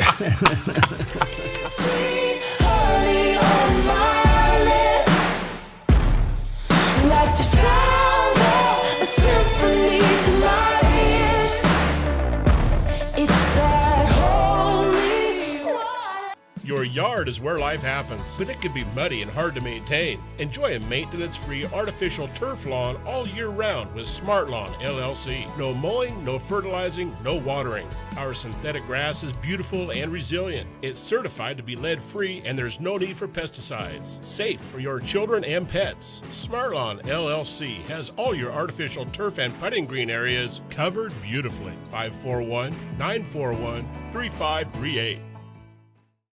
Put your gold in an envelope, mail it. Hopefully you get a check. Nah. Father and son jewelry, bring your gold in. We weigh it, we check it, we make you the offer. Or turn you something old into something new. Whether it's an idea, a picture, or a piece you want to duplicate, we can melt it down and make it for you. And if you find your perfect piece in store, trade your something old for something new, and you always get a little extra. Visit Father and Son Jewelry, 5 generations of family in Medford. Spring is around the corner and summer is on its way. With fire danger biting at its heels, flammable blackberries and underbrush will grow like gangbusters and sprout fire danger in no time. A wise property owner knows the best time to take care of fire danger is to extinguish it before it gets started. GMV Forestry LLC can help you protect your property with adequate fire brush clearing, to fireproof a zone around your precious property. With over 35 years experience, GMV Forestry LLC has the knowledge, experience, and all the equipment you need to get the job done right, offering a wide variety of services like mulching, field mowing, snow removal, driveway clearing, ditch cleaning, gravel delivery and spreading, driveway sweeping, logging, and more. GMV Forestry LLC does it all, and they do it right. GMV Forestry LLC, the team you can trust. 541-660-6445. 541-660-6445. Good morning. Happy Thursday, better known as Friday Eve, and enjoy the weather. Have you had a milkshake yet this year? You know what? I can't remember the last milkshake I had. Oh, no. Just thought I'd provoke There's it. something wrong here. Yeah. Yeah, and we had vanilla milkshake day the other day. Yeah. Do you make them for your grandkids? You know, I don't really, we scoop up ice cream, but we don't have a milkshake maker, and I'm not going to start going. Oh, borrow that one over there. No, it's good here. It's good. Grandkids are an excuse to have a milkshake. Actually, you're right. Yeah. Yeah. All right, so much for that. Okay. Let's check in with CBN News Watch and get caught up on the Middle East. This is CBN News Watch. It is Thursday, June 26, going to begin this half hour in the Middle East, where Iran's foreign ministry spokesman says their nuclear facilities were, quote, badly damaged, unquote, by the American airstrikes over the weekend. That statement coming after reports in the United States news media saying the attacks only set back Iran's nuclear program by a few months. The Trump administration, including intelligence officials, making it clear the strikes obliterated their targets. CBN Middle East correspondent Julie Stahl brings us the story. She's reporting from Jerusalem. Defense Secretary Pete Hegseth is blasting media outlets for playing up an early leaked report that suggested U.S. strikes on Iranian nuclear facilities did only limited damage. The instinct of CNN, the instinct of the New York Times, is to try to find a way to spin it for their own political reasons, to try to hurt President Trump or our country. They don't care what the troops think. They don't care what the world thinks. I just want to thank our pilots. They were maligned and treated very bad, demeaned by fake news. President Trump cited Israeli intelligence reports that the strike set back Iran's nuclear program for years. We've collected additional intelligence. We've also spoken to people who have seen the site, and the site is obliterated. And we think everything nuclear is down there. They didn't take it out. Wednesday, CIA Director John Ratcliffe and Director of National Intelligence Tulsi Gabbard released statements that intelligence indicates that the strikes did severe damage to the nuclear sites. Trump announced U.S. officials will meet with the Iranians next week, though he no longer believes a nuclear agreement is necessary. Trump's Special Mideast Envoy Steve Witkoff says Iran must give up any plans to ever again enrich uranium and weaponize it. He also announced the Abraham Accords will soon expand, with surprising nations expected to join and make peace with Israel. We're hoping for normalization across an array of countries that maybe people would have never contemplated would come in. Meanwhile, Trump is turning his sights from Iran to Israeli prosecutors who are trying Prime Minister Benjamin Netanyahu, calling it a witch hunt. Trump posted that Netanyahu has fought harder than anyone to protect Israel, and he deserves much better than this, and so does the state of Israel. Bibi Netanyahu's trial should be canceled immediately. CBN News spoke with Israelis in Beersheba at the site of Tuesday's missile strike. Police spokesman Dean Elsden says Israelis are resilient. We're not a scared nation, and the second thing I wanted to tell you is to thank you for your support and all your viewers' support. Israeli Christian Arab Yosef Haddad thanked President Trump profusely for backing Israel and entering the war. And he had a message. Finish the job. Eliminate the IRGC, free Iran, and bring security to the Israeli people, bring security and stability to the Middle East, and you will bring security to the United States. Julie Stahl, CBN News, Jerusalem and Beersheba. The debate about the success of the U.S. airstrikes has been a major topic of conversation the last few days in American and international circles. On this week's episode of The Global Lane, former Deputy National Security Advisor Victoria Coates explains why she agrees with President Trump's view that Iran's nuclear capabilities have been destroyed.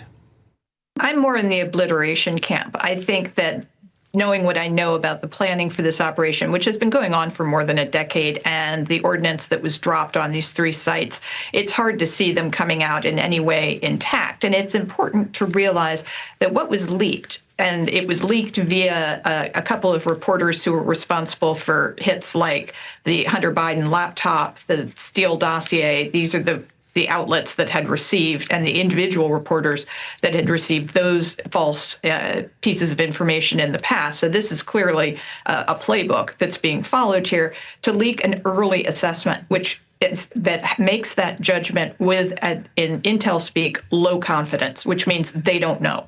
And so I think you have outlets like CNN, the New York Times, in a race to be wrong, because they'd rather be wrong and discredit the president than wait and report accurately that this was a successful strike. Yeah, they don't want to give him any credit or the pilots who actually did the mission. A recent report suggests that 900 pounds of Iranian uranium is missing, may have been moved or hidden elsewhere. Additionally, unverified reports are indicating that other countries might be assisting Iran in acquiring nuclear warheads or in rebuilding their program. And an Iranian government official has also stated that they're already constructing a new enrichment facility. So is this Iranian propaganda? What are your thoughts on these developments? Well, it's certainly something to watch, but I think if Iran were foolhardy enough to build another enrichment facility, A, we would see it, and B, we could destroy it. And there's nothing they could do about it. They are utterly exposed at this point. They have no air defenses. They have no air force to speak of. And so, if they've spent $2 trillion over the last 20 years on their nuclear program, if they're going to spend another $2 trillion over the next 20 years to reconstitute it, I'm okay with that timeline. But I also think we can set it back whenever the president would choose to do so. Okay, well, there we go. I think what we're looking at here is to see if this ceasefire holds, to make sure nothing's coming into the back door of Iran in the meantime. Mm-hmm. And when will Iran get nervous and launch some missile, because that's what they do. Yeah, I don't know. All right, let's check out the weather with a guy that launches all kinds of things on 4th of July. A look at today's weather thanks to Grange Co-op. In northern Oregon and southern Washington, a chance of drizzle, then mostly cloudy with highs in the low 70s for Vancouver and Portland. A chance of drizzle for Wilsonville and McMinnville, then partly sunny with daytime highs in the low 70s. Moving down the Willamette Valley with a slight chance of drizzle, then partly sunny in low 70s in Salem. Decreasing clouds becoming partly sunny with highs in the low to mid 70s for Albany, Corvallis, and Eugene.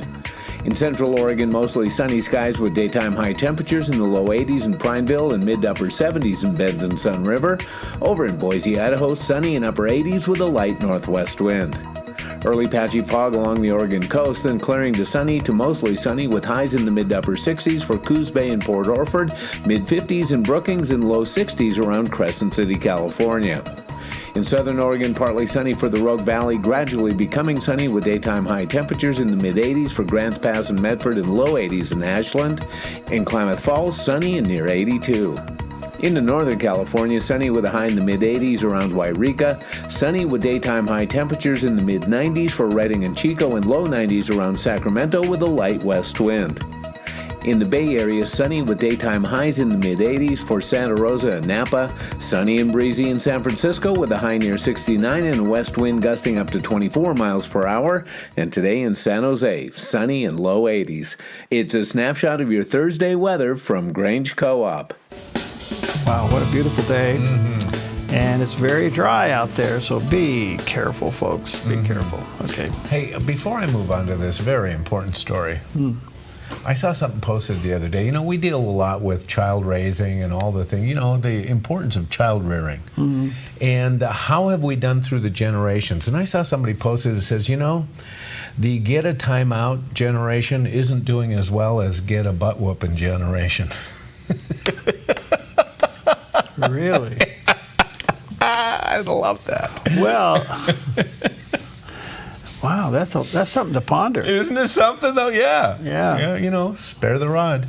Yeah. Oh, well, moving on. Did you ever get a spanking? Oh, boy, did I get a spanking. Oh, my goodness. Your dad or your mom? Both. Okay. Both. Well, my mom was too tiny. Yeah. Oh, okay. You could literally outrun her. Yeah. And, well, but not my dad. Yeah. Oh, yeah. Well, and sometimes my dad never had to get up. All he had to do was sit and watch from the corner. He was the muscle in the background. The only thing my dad had to do was open the closet door. Why? What was in the closet? On the back side of his closet door hung all of his belts. Oh. And when you opened them up, you could hear it. Yeah. And you knew. All you had to do was hear that sound. You either all of a sudden were asleep in your bed, or you were 3 counties away. We could turn the rest of the show into a counseling session. Oh, wow. Anyway, that has nothing to do with anything. I didn't get Moving on. timeouts. Yeah, I didn't get any time. We didn't even know what a timeout was. No, I got increased chores. Yeah. Oh, yeah. All right. Okay, well, yesterday we had a great story on a great automobile, the Packard.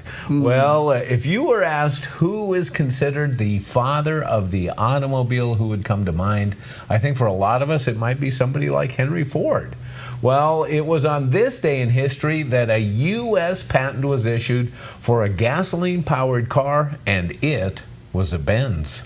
On June 26, 1894, German engineer Carl Benz received a U.S. patent for a gasoline-powered automobile, forever changing the world. Regarded as the father of the automobile, Benz was the first to design and build a vehicle powered by an internal combustion engine, a concept being explored by others like Gottlieb Daimler and Wilhelm Maybach, but it was Benz who patented it first. More than just an inventor, Benz revolutionized mobility. He went on to patent all the critical processes that made the gas-powered car practical and drivable. But his success wasn't his alone. His wife, Bertha Benz, famously took one of his early cars on a long-distance trip, proving its reliability to a skeptical public. Together, they founded the company that would become Mercedes-Benz, now a symbol of luxury, innovation, and engineering excellence around the globe. Carl Benz didn't just invent a car, he invented an industry and changed how the world moves. Bertha Benz. Bertha Benz, and she was a good driver. She was a pretty good automotive mechanic as well. And she took, I'm going to do a story on that again too, but she took that car without him knowing about it. I heard about that. She loaded up her 2 teenage boys and said, "We're going to my mom's." Yeah, and they went and she found out a bunch of shortcomings of that automobile when she was driving it. And when she came home, she had lots of suggestions and practical fixes for her husband. Wow. And they did it. They worked on it together. So, yeah. Good stuff. Yeah. All right. Well, listen, President Trump, he's consequential in so many ways. Oh, boy. He goes over to NATO, and you just didn't know how that was going to go because he leaves for NATO, and he was pretty ticked off at Iran and Israel. In Israel. Yeah. He gets over to NATO, and he's seen his daddy. You got to laugh at that one. Yeah. Marco Rubio's still on the floor, I think. But in Israel, since the United States went in and bombed Iran and showed really an unbreakable and an unshakable alliance between the two countries, they really paid tribute to him. And take a look at this. The Knesset, Israel's parliament, lit up red, white, and blue in a show of gratitude to the Star-Spangled Banner.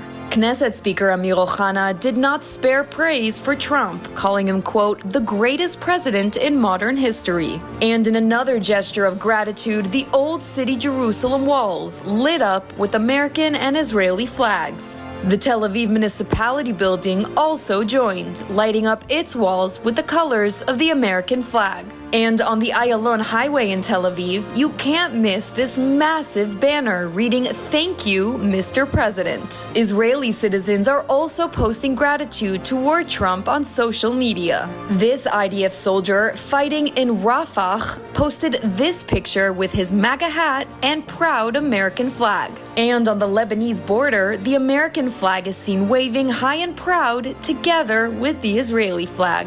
The United States military operation in theDove will mark yet another milestone in the iconic and historic bond between Israel and the United States. Unbroken and undeterred. American values will always align with Israel, making this bond more than a diplomatic alliance. It's a stance for freedom, for democracy, for peace, and for truth. As President Trump said, God bless the Middle East, God bless Israel, and God bless America. Thank you very much.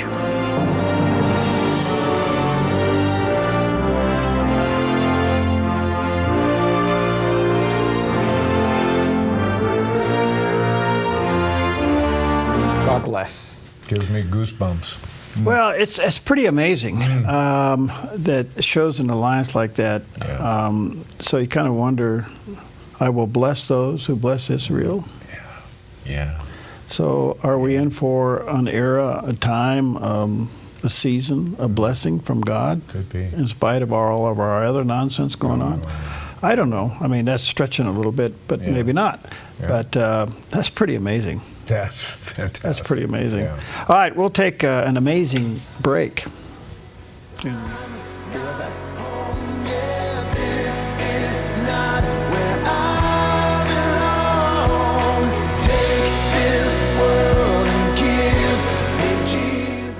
Live the adventure with Hellgate Jet Boat Excursions. Discover your wild side in the heart of the Pacific Northwest with Hellgate's high-speed spins, stunning rogue river scenery, and incredible wildlife sightings. It's an experience like no other. Plus, you can enjoy brunch or dinner on the open-air deck of the exclusive Hellgate River Lodge, a place where families connect, friends unite, and the river brings it all to life.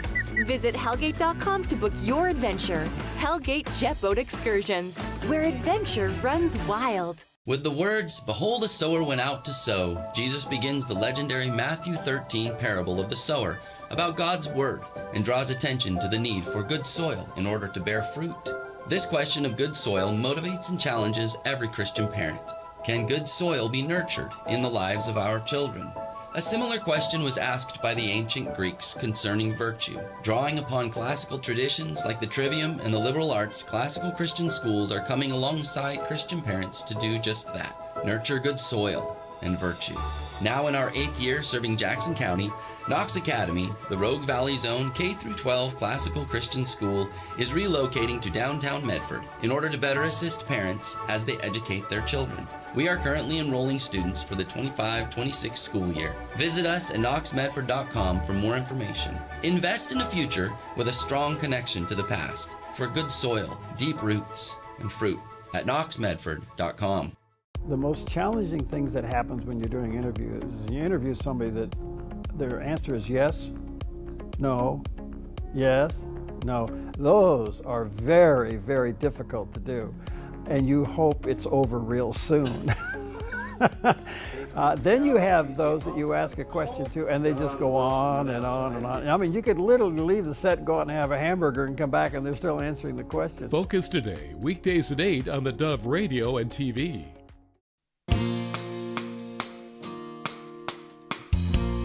Here we go. Welcome back. 12 minutes before the hour. Happy Thursday to you. Well, is there some lessons for the United States to take away from October 7th when Israel basically had its 9/11?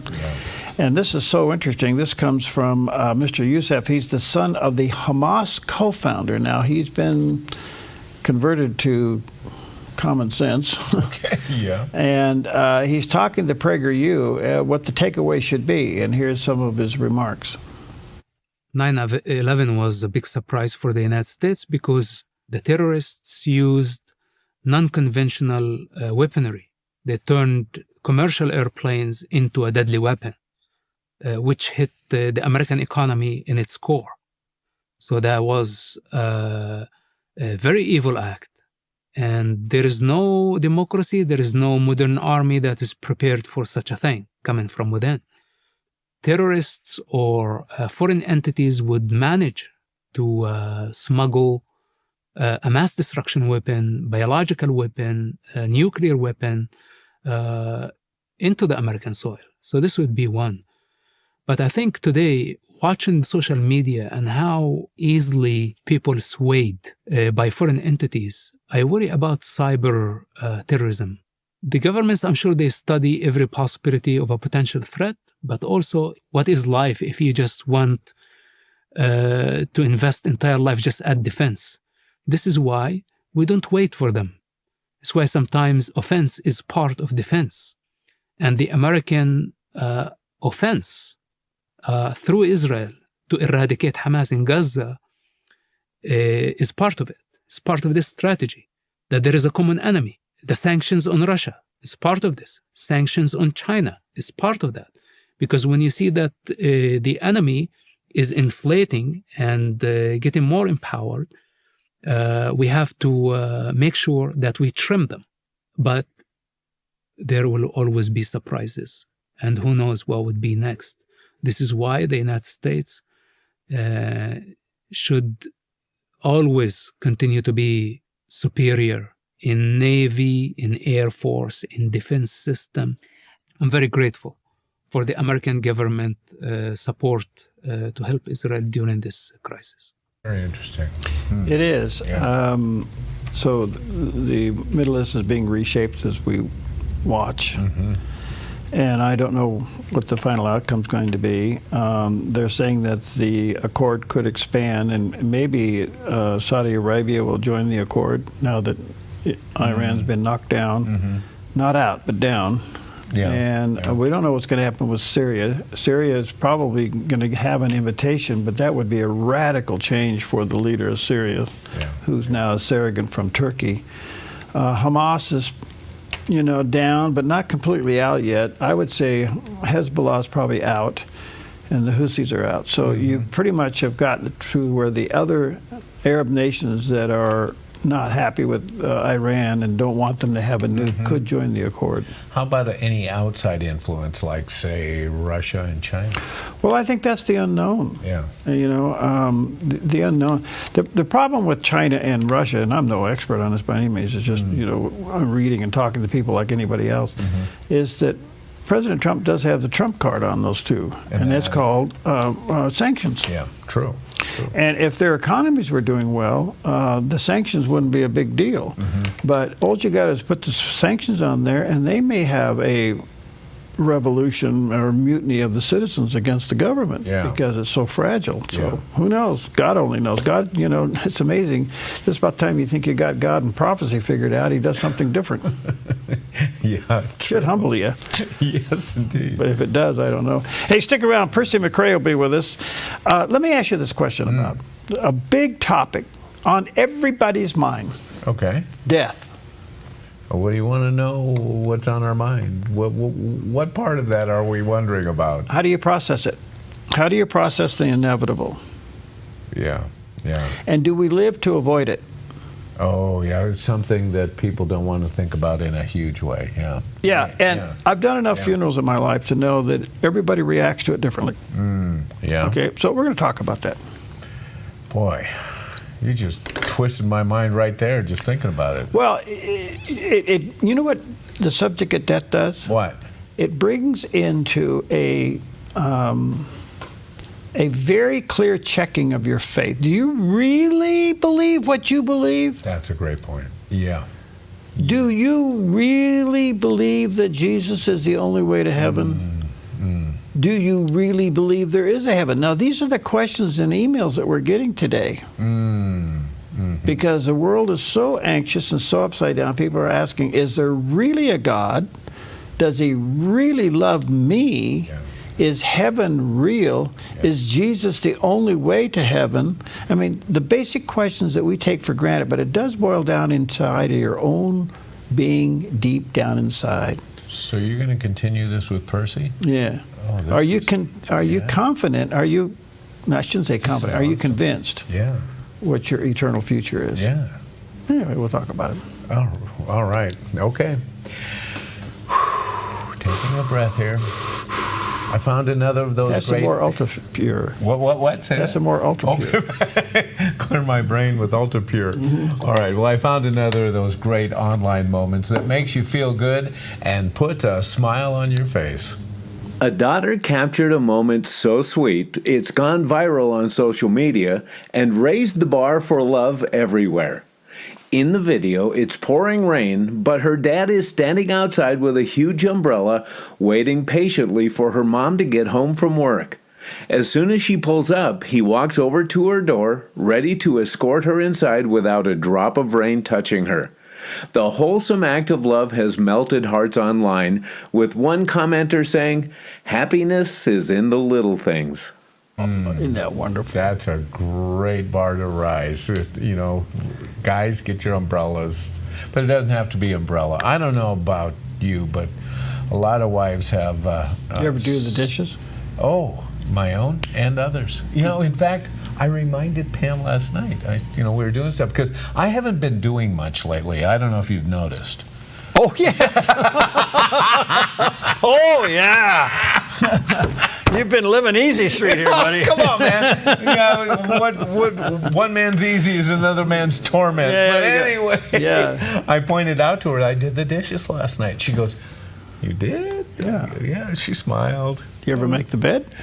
Yeah, in fact, I helped her the other day, because I can't walk very well. You noticed that too. Yeah. So I sat there and I tucked the sheets in, and we did each side. So I helped with it. Yeah. You ever put the seat down? Oh, God, I'm trained. Are you kidding me? Oh, that was done years ago. Just thought I'd ask. Yeah. That's good. All right. Good morning to you. This is really a great scripture, Joshua 24:15. And if you read all the story leading up to this, it's quite remarkable. But as for me, Joshua said, and my household, we will serve the Lord. You can go your way, but we're going to go the God's way. Mm-hmm. Check it out. Stick around. We've got some great conversation coming up. A beautiful day in the neighborhood. Have some chocolate pudding with coconut flakes on top.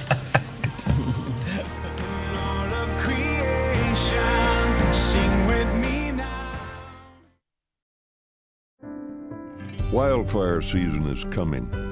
Are you ready? All it takes is one small ember to level a home.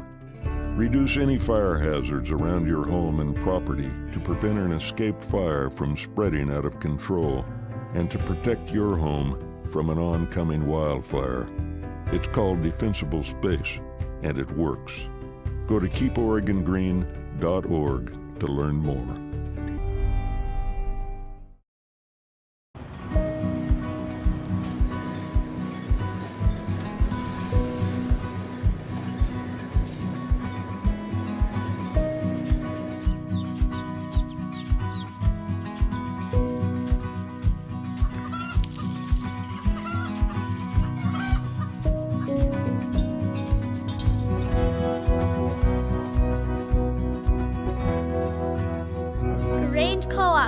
Big ideas grow.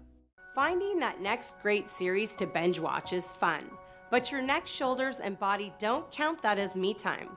Hi, I'm Tamara Miller, owner of Organic Element Spa, and I invite you to put down the remote, get off the couch, and schedule yourself some real me or we time with your favorite service, like one of our many massages, couples massages, or facials. Your health, safety, and comfort are always top priority with us at Organic Element Spa. We can't wait to see you. Book your appointment today. Worried that inflation might burst your retirement bubble? I'm Michelle Slate. Lighthouse Financial shines guiding light on retirement, investing, and insurance. Helping you navigate the stormy seas of retirement, Lighthouse stands tall as a beacon of hope, offering you wise counsel and biblically responsible investing. Lighthouse Financial. Call us today, 541-494-1034. I'm holding the many prayer requests that arrive here at the Dove. We're grateful that you include us with your prayer needs. As a staff, know that we join you and pray over your requests for God's help. Have a prayer need? Let us know by going to thedove.us. How can Christian parents train their kids to know and follow God's design for sexuality in a culture that increasingly rejects it? Join us as we uncover the damaging misinformation being fed to your children on sexuality and gender identity, and learn effective strategies for grounding them in biblical truth with confidence and grace. Join me for the John Ankerberg Show weekdays at 4 o'clock right here on the Dove TV. It'll be encouraging and informative. You're watching the Dove TV. Encouraging and informative for Southern Oregon and the Rogue Valley. Seen on KDOV 18, KDSO 24, and these Dove TV affiliates.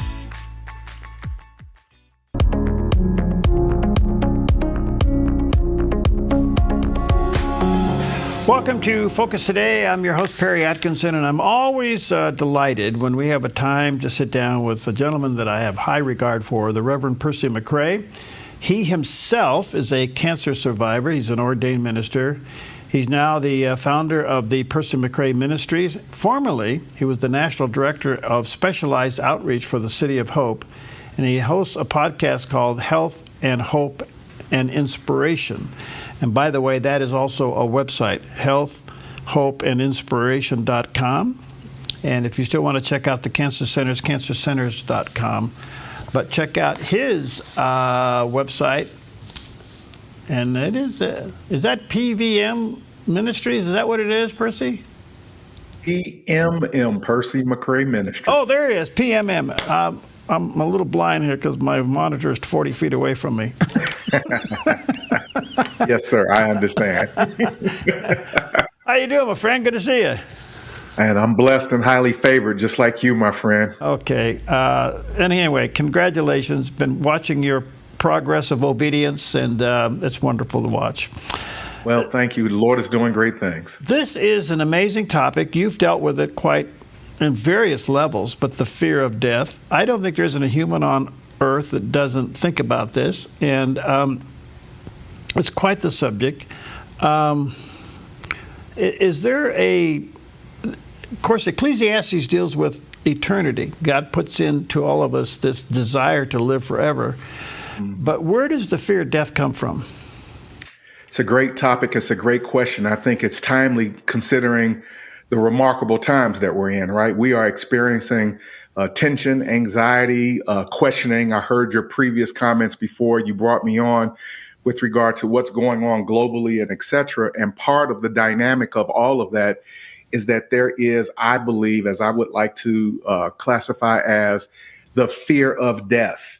And again, to your earlier point, as human beings, we have to contend with that and we struggle with that. But part and parcel to your question is that we know that Adam and Eve, with their disobedience in Genesis 1, 2, and 3, facilitated what we now call or categorize as the law of sin and death that entered into the earth's atmosphere. And it was a punishment. And I think it's important for us to understand with regard to disobedience. And of course, Adam was the first human, but then the second Adam, Jesus the Christ, came to basically address and deal with the effects or the overriding feeling and power of death that basically kept us in bondage. So Hebrews 2, and I encourage people to read the second chapter of Hebrews, but specifically verse 15, basically tells us that by the death of Jesus Christ, because we know the book of Hebrews talks about Jesus being our brother and our high priest, did something with the spirit of death. He did something with the components and the dynamics and the effects of death. And it says that by his death, he broke the power of him who holds the power of death. That is the devil, in case we're confused. But verse 15 is the premise of conversation for me and topic of mine. And to free those who all their lives were held in slavery by their fear of death. And so the fear of death is a result of, again, the punishment and the pronouncement that God made upon humanity and the earth. And we are dealing with that right now, even to this day. Well, for 3 decades, that has been the focal point of the milieu of individuals that I've had to support spiritually, and that's the cancer community. And no one is more adept at dealing with the mental, emotional, and in many cases, but not all cases, threat of physical death and dying. And so right now, the world is in a state of anxiety and tension around the dynamics of what is going to happen. If there's a world war that breaks out, what happens to us? Does that mean the end of me, my family, my world, my nation, my community, etc.? And I want to suggest to us today that first and foremost, as believers of Jesus Christ, we've got to tap into the bedrock of our faith. And that is, what do we believe and why do we believe it? And then we're going to have to actually walk that out and practice that. And we are now no longer in a fire drill. We are on the cusp of amazing things that has been spoken of in the book of Daniel, Ezekiel, and the book of Revelation, that we're now going to have to put our faith into practice and action. And one of those is to address the fear of death that came from the enemy, which is Satan. That is brilliant. That is just brilliant. That is such an amazing statement. So let's unpack that a little bit. Is the fear of death, part of the fear of death is the fear of the unknown? Absolutely.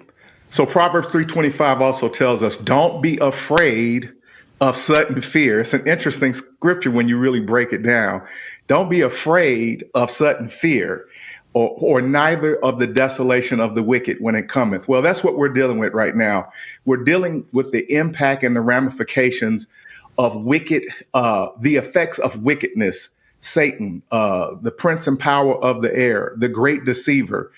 He has come to kill, steal, and destroy. And I think it's important for us to singularly wrap our mind around where the source of death comes from, and as a result, who is driving the dynamic of that fear.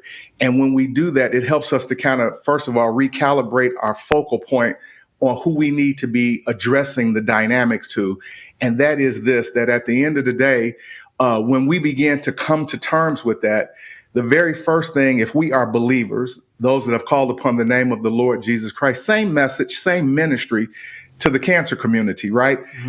Because in many cases, Perry, what happens is, from a human perspective, we can be so focused and intense on fighting the fear of death that actually it is counterproductive and intuitive to us mentally, emotionally. It causes us to get into stress, anxiety, worry, panic, all of the things that then begins to negatively impact us, where we can't function correctly. We can't sleep. We're not at peace. We're agitated. We're angry. We're pointing fingers. We're blaming. We're very aggressive and assertive. And we have a model for this when we think about who faced the ultimate challenge and the fear of death. And that was Jesus himself in the Garden of Gethsemane. He gives us a model of how he reacted and responded to the dynamic of impending death that was coming his way. Wow. Okay. So you mentioned earlier, it forces us to do some examination. Do we know what we believe, and do we know why we believe it? And I've often said there's a third part of that, and can you gracefully defend it? But I think what's happening now is the culture, the anxiety of our world is creating something that we haven't seen before. And it could be like a silent pursuit to authentically renew your relationship, not your knowledge, but your relationship of Christ. I mean, how can you get through this with a head knowledge if you don't have a personal relationship? Well, that is the $60 million question, right? And so a good friend of mine and a colleague that you're familiar with, Jerry Rose, once told me something that revolutionized my thinking after, I believe, his third or fourth bout of cancer. I supported Jerry Rose in one of his bouts of cancer at the facility that I previously worked for. And one of the things that he shared with me later down the line, he said that, I believe it was after his second or third diagnosis of I think, prostate cancer, he said that he had to go and get in his prayer closet and he had to examine what was the bedrock of his faith. See, we have to get back to a place of what is our faith built upon? The word bedrock is the underpinnings, the foundation. What is upholding whatever we're sitting upon that? And until we've addressed that, and until we've come to terms with that, and may I also suggest to our listening audience, until we are even challenged about that, we're not really sure what the bedrock of our faith is until it is being challenged. Mm-hmm. And that's the point of the exercise, because again, a faith that is not challenged and lived is actually not a faith that is experienced, because it is all head knowledge. But part of that is that we need to be encouraged through agency, and may I suggest community, to be able to create an environment that allows us to think past the comfort of living and begin to embrace the idea of, from a spiritual, eternal perspective, what are the precepts and principles of God's word with regard to what we call death? Because really, we don't die. We're eternal spirits, as most of us know, and we transition to a different state of, for lack of a better word, consciousness or being. And in Jesus Christ, from a Christian foundational perspective, that is referred to being in the presence of God, being in the kingdom of God, et cetera, et cetera. And we are all now being really challenged and faced with the idea, are we now on the cusp and the threshold of Christ coming to rapture his church or catch the church up? The word rapture, as we know, is not utilized in our English translations, but it means to be caught up. And then the preceding activity that comes after that, which is the second coming or the return of the Lord Jesus Christ to physically take occupation in the earth realm. Well, again, we've not been here before. We've been talking about it. We've been singing songs about it, right? We've even done movies about it. Mm-hmm. But the reality of really consciously embracing that is a shift and a tension, because it disrupts our comfort zone of how we have been functioning and acting. And now we're going to have to ask and answer the question, what is our faith built upon, so that then we can address and deal with, I'm not fighting death. I'm not afraid of death, because it's been told to us that it's appointed once unto every man to die, and then the judgment. So death is not uncertain. It's life, actually, that's uncertain. Mm-hmm. Mm-hmm. And so we've got to come to terms with what comes beyond what we have been conditioned to kind of take comfort in terms of this life. There's something else that's coming beyond this. And actually, it's better. It's far better. But we're struggling with, what do we have to do to get to that? And our Bible is very explicit on what has to happen and what will happen. And we are literally experiencing and seeing that in real time in order to facilitate the church being raptured, the second coming of the Lord Jesus Christ. But in order to get to that, we've got to go through some steps and some processes that is going to challenge what we believe and why we believe it. And one of those is our love for the world. The Bible says, love not the world or the things in it. We are in the world, but we're not of the world. This is just a temporary state and being, but that's hard for us to wrap our head around. And so when something threatens our comfort level, and that's the same thing that happens with cancer patients. Yeah. They're being threatened by the idea of death and dying. And now they have to come to terms with, how do I address this? And my response is that we are going to embrace the life of God, so that we're not fighting the fear of death, which will empower us to work through the challenges as we get to the next level. Okay, this is all good. One other quick question before I take a break. Do you think, as believers, that we really understand there's another dimension? Well, I think, again, like much of our faith, and may I suggest and offer this as a consideration, I think that we're now in the day and hour where what we call the church or the ecclesia is that now the ecclesia, particularly I think in American culture, has to come to terms with either being a cultural Christian or being a Christian of the God of the Bible. There's a difference. Mm-hmm.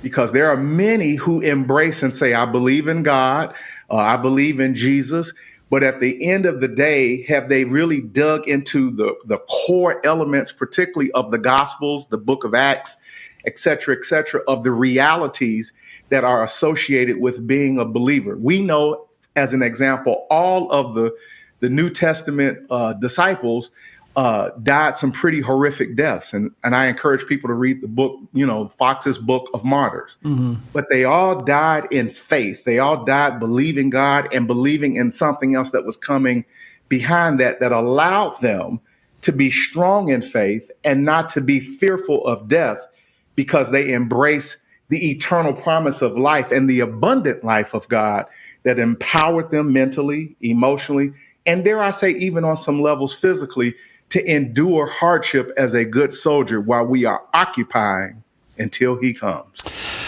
All right, let me take a quick break. So honored to have with us our good friend, Reverend Percy McRae. So much here because he's a living and walking example of whatever God saves you from, brings you through, turns you around, makes you a minister too. He himself is a cancer survivor.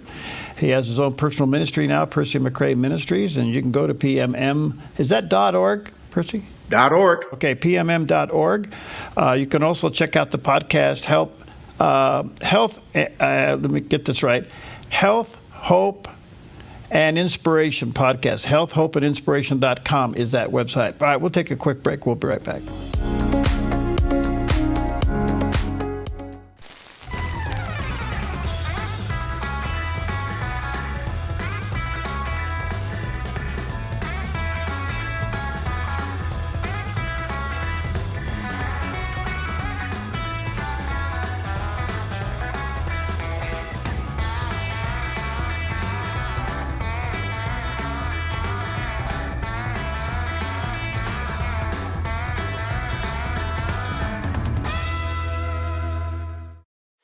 The Dove Radio is your 24-hour source for encouragement and information.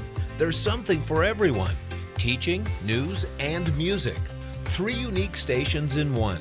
Solid Bible teaching from trusted teachers of the faith you can lean on.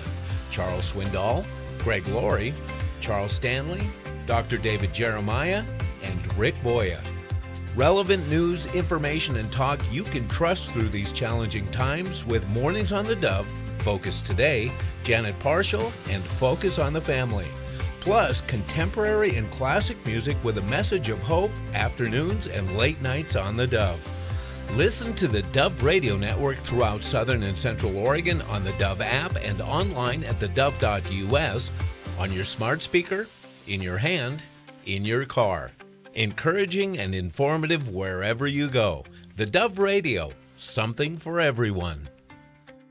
Experience evangelism like never before. It's not about finding ourselves. It's not about being true to ourselves. It's about being born again. Way of the Master's dynamic co-host team delivers captivating witnessing encounters. That makes you feel uncomfortable because you're doing things you know you shouldn't. Am I wrong?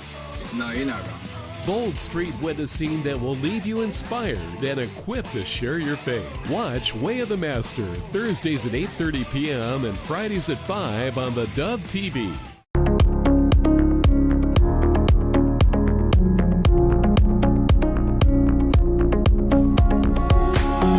Okay, welcome back. I'm so honored to have with us the Reverend Percy McRae, our good friend. He is also has his own ministry now and doing a great job, Percy McRae Ministries, and you go to pmm.org.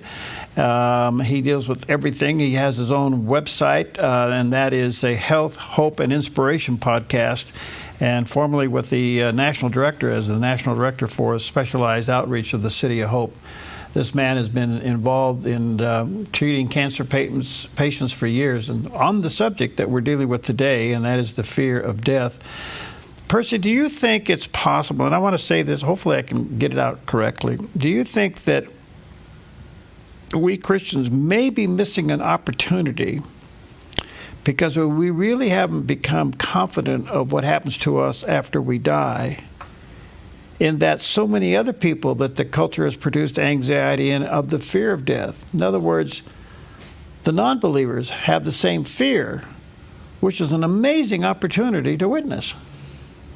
Well, indeed, and isn't that part and partial to elements and aspects of our eschatological orientation and belief system as Christians, that there's going to be a great revival, a great reaching out, because to your point, humanity also, the Bible says that the world groaneth and travaileth even unto now. I believe it's Romans, the 12th chapter, I believe, groaneth and travaileth even unto now for a manifestation of the sons of God, that they have been subjected to this by the Creator. It's an amazing scripture when we break it down, that God has wired mankind in such a way, to your earlier point, that when tension, anxiety, stress, discomfort, etc., hits us, that then man looks for a way, an outlet, something to comfort them. That's the reason why many people medicate themselves with alcohol and drugs and other activities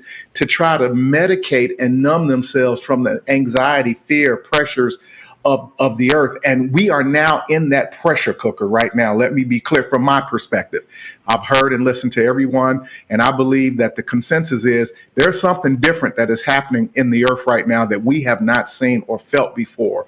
Well, part of that is there's going to be a remnant, the Bible tells us, of believers who are going to rise up and really declare and manifest who the King of Kings and the Lord of Lords is in the midst of that tension and anxiety and fear. And part and partial to that is that is going to introduce and bring people into the kingdom of God as we make disciples of all men, because the time is short. The Bible tells us, as Yogi Berra once said, it's getting late early. And so when we begin to wrap our head around that, there's going to be, I think, a spiritual awakening, particularly with the saints of God who have wrapped their head around and said, the bedrock of my faith is that if today is the last day, or if this week is the last week on planet Earth, we are going to meet our King and our Lord, and we need to tell others, and we need to empower others to come into the kingdom like Noah before it starts raining. We remember the scripture says that they were marrying and having a good time and just carrying on as normal until the rain started to fall. But there was a voice, John the Baptist, Noah, someone crying out saying, listen, prepare ye the way of the Lord, because we are quickly coming to a close with this version of what we call life and planet Earth that we've not experienced in the reality of what we're seeing being played out in front of our very eyes right now. There's a little bit of maybe a graceful admonishment we need to make here, and that is we need to turn the noise off. I mean, Scripture says, be still and know. I don't know if we know to know, because everything's yelling at us. I mean, how can we have this intimate, secure relationship if everything else is barking at us? Well, you're 1,000% correct. So to me, there's a three-step prong of what happens to us when we are under the threat of the fear of death. This, I believe, is typically what happens to every human being. First thing that we do subconsciously and unconsciously is that we look for the enemy. Who is the person that is creating or breathing the threat toward us? Number two is that then we look for a respective team to associate and affiliate ourselves with, because we know that we believe that there's safety in numbers. And then thirdly, there becomes an energy of application that we begin to direct toward that dynamic. And to your point, right now, everyone is trying to assess who's the enemy. And so we're pointing at each other right now. Mm-hmm. We're yelling at each other. We're screaming at each other. And if I can be perfectly candid, black folks are screaming at white folks are screaming at black folks, mm-hmm. Republicans are screaming at Democrats and vice versa. And at the end of the day, we're going to have to turn and throttle down the noise and begin to get back, number one, again, let me use the example of Jesus. When it was time for him to face death, the moment of death was impending, he did a couple of things. He first and foremost created fellowship with other like-minded people that he said, listen, come with me, spend some time with me. And of course, we remember the scripture says, can you not tarry with me 1 hour? In other words, I need to be surrounded by some brethren, some folks that, again, I can lean on, because I am now starting to I'm going to experience some anxiety, some stress, some fear, et cetera, et cetera. And then in that gathering, what did they do? They were praying.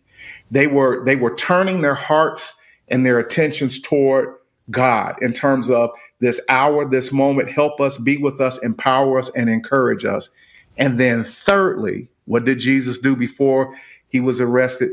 He had to remind himself that this is not my will that's being executed. This is your will, because right now I'm feeling some tension.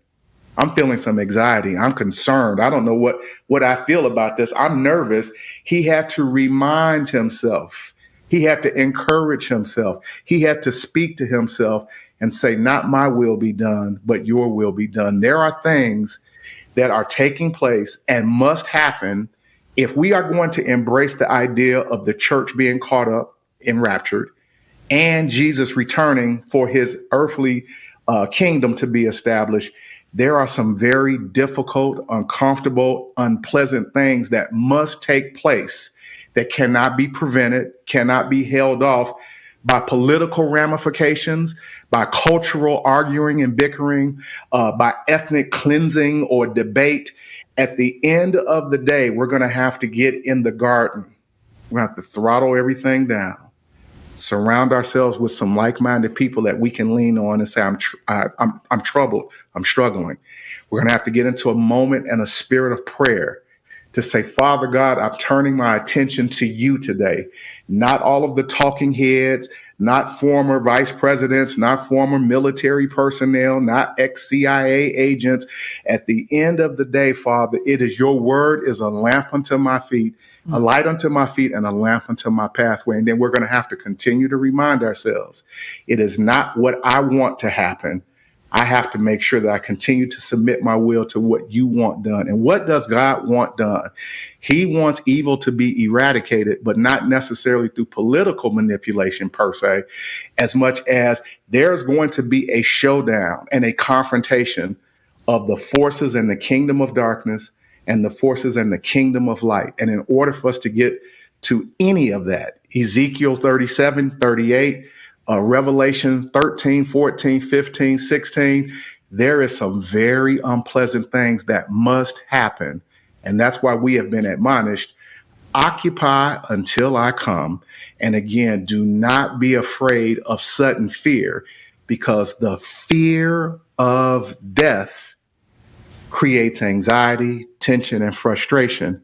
But we've been delivered from the spirit of the fear of death, according to the word of God in Hebrews, because Jesus said that when he got up with all power of death, hell, and the grave. O death, where is thy victory? O death, where is thy sting? Death has been swallowed up. The battle is the Lord's, but we got to show up for the fight, and we've got to work through the process. But in order to do that, we cannot allow the spirit of fear to dictate and dominate what we do and how we do it, because we will turn on each other. And that's what we're looking at. Christian pastors, leaders, online people, we're fighting and bickering among each other because we're feeling this tension and this anxiety of the spirit and the fear of death. You're amazing, and you're anointed. So thank you. Let me say to our viewers and listeners, go to PMM.org. There's a picture of the landing site. Very, very resourceful. Support him. Keep him out there. You can tell he's got an amazing message for this hour. You also can listen to his podcast, healthhopeandinspiration.com, and check out the podcast. Percy, thank you. You're just an amazing guy. We love you, man. I love you too, and I thank you so much, and I thank you for your audience, and thank you for your ministry, and may the will of God be done at the end of the day, so that we can get to the next set of things that has been promised unto us, and Amen. It is coming. All right, Amen. brother. Talk to you again soon. Bye-bye. Go where the wild runs deep. At Hellgate Jetboat Excursions, you feel the power of the mighty Rogue River as you take in the sights and sounds of nature, journey through Hellgate Canyon, and adventure through the breathtaking wilderness. Enjoy brunch or dinner on the open-air deck of the exclusive Hellgate River Lodge, and end your adventure with our exciting jetboat spins. It's a memory in the making with family and friends. Book your adventure at Hellgate.com. Hellgate Jetboat Excursions, where adventure runs wild. Welcome to Rise Direct Primary Care. Imagine a healthcare experience where you're known by name, cared for like family, and treated with compassion. How is that possible? With an affordable, flat monthly membership, you receive unlimited primary care and minor urgent care visits. No insurance needed. At Rise Direct Primary Care, we offer a friendly, affordable healthcare experience where you get a whole hour with your provider. Located in Central Medford and accessible by phone or text, we can typically get you in the same or next day. We prescribe urgent care medications directly from our office office, saving you a trip and wait time at the pharmacy when you'd rather be at home getting better. Personalized medical care with a human touch. Rise Direct Primary Care is all about healing the sick with compassion and keeping the healthy healthy. Rise Direct Primary Care. We're here for you. Visit risehealthdpc.com or call or text us 541-827-8603. 541-827-8603. Are you struggling to find loyal customers to grow your business? The people you want are watching and listening to the Dove right now. Hello, I'm Perry Atkinson. You know, the Dove offers your business a loyal and faithful audience, a safe and positive media platform to be associated with, reaching over 6 million customers daily. Find faithful customers, partner with the Dove, and watch your business flourish. Find out more. Contact Nancy Worth, Vice President of Sales and Marketing at the Dove today. Watch with Tony Perkins is your watchful eye on the nation's capital. Every weeknight, covering current events, issues of faith, family, and freedom from a conservative Christian perspective. Washington Watch, thanks so much for joining us. Bringing you up close to newsmakers, members of Congress, and prominent pro-family leaders from across the nation. That's just the tip of the iceberg of the threats and the dangers that children are facing online. Tony is the president of the Family Research Council, a former state legislature, ordained minister, police officer, and veteran of the Marine Corps. Terrorism experts are sounding the alarm. And welcome to the Washington Watch News Desk. Washington Watch with Tony Perkins is your leading source for what's really happening in our nation's capital. Well, this is a state issue. The federal government shouldn't be forcing these states. Don't miss Washington Watch with Tony Perkins. Weeknights at 6 only on the Dove TV. Encouraging and informative. Tackling the tough issues facing America and our nation's freedom. That's Sekolo on the Dove TV. DAs around the country finding who they want to prosecute and then determining what crime they could charge them with. You can't believe this is the country we're living in, that this is happening. A bold half hour hosted by ACLJ's Jordan and Logan Sekolo, taking you inside the battle of constitutional and political freedom, discussing issues that matter to you and your family. This is just not the right precedent we want to be setting, even if we don't like Donald Trump. This is just all-out chaos, and that's what could happen very soon. Watch Sekolo for issues that matter to you, addressing the problems of Christian rights in the workplace, school, the marketplace, and protecting human life. I hope this doesn't have to go all the way to the U.S. Supreme Court. Be in the know with Sekolo. Wednesday, Thursday, and Saturday only on the Dove TV.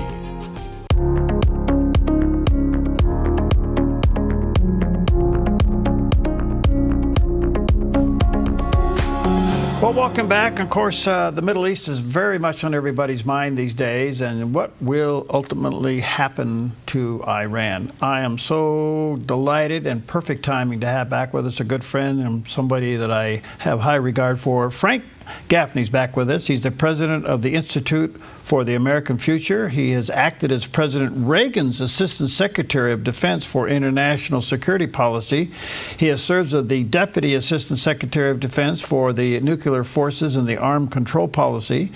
He's the host of Securing America with Frank Gaffney, which is quite a program, and the co-author of the indictment prosecuting the Chinese Communist Party and Friends for Crimes Against America, China, and the World. He does have a website, securingamerica.tv, and there's a picture of the landing page, securingamerica.tv.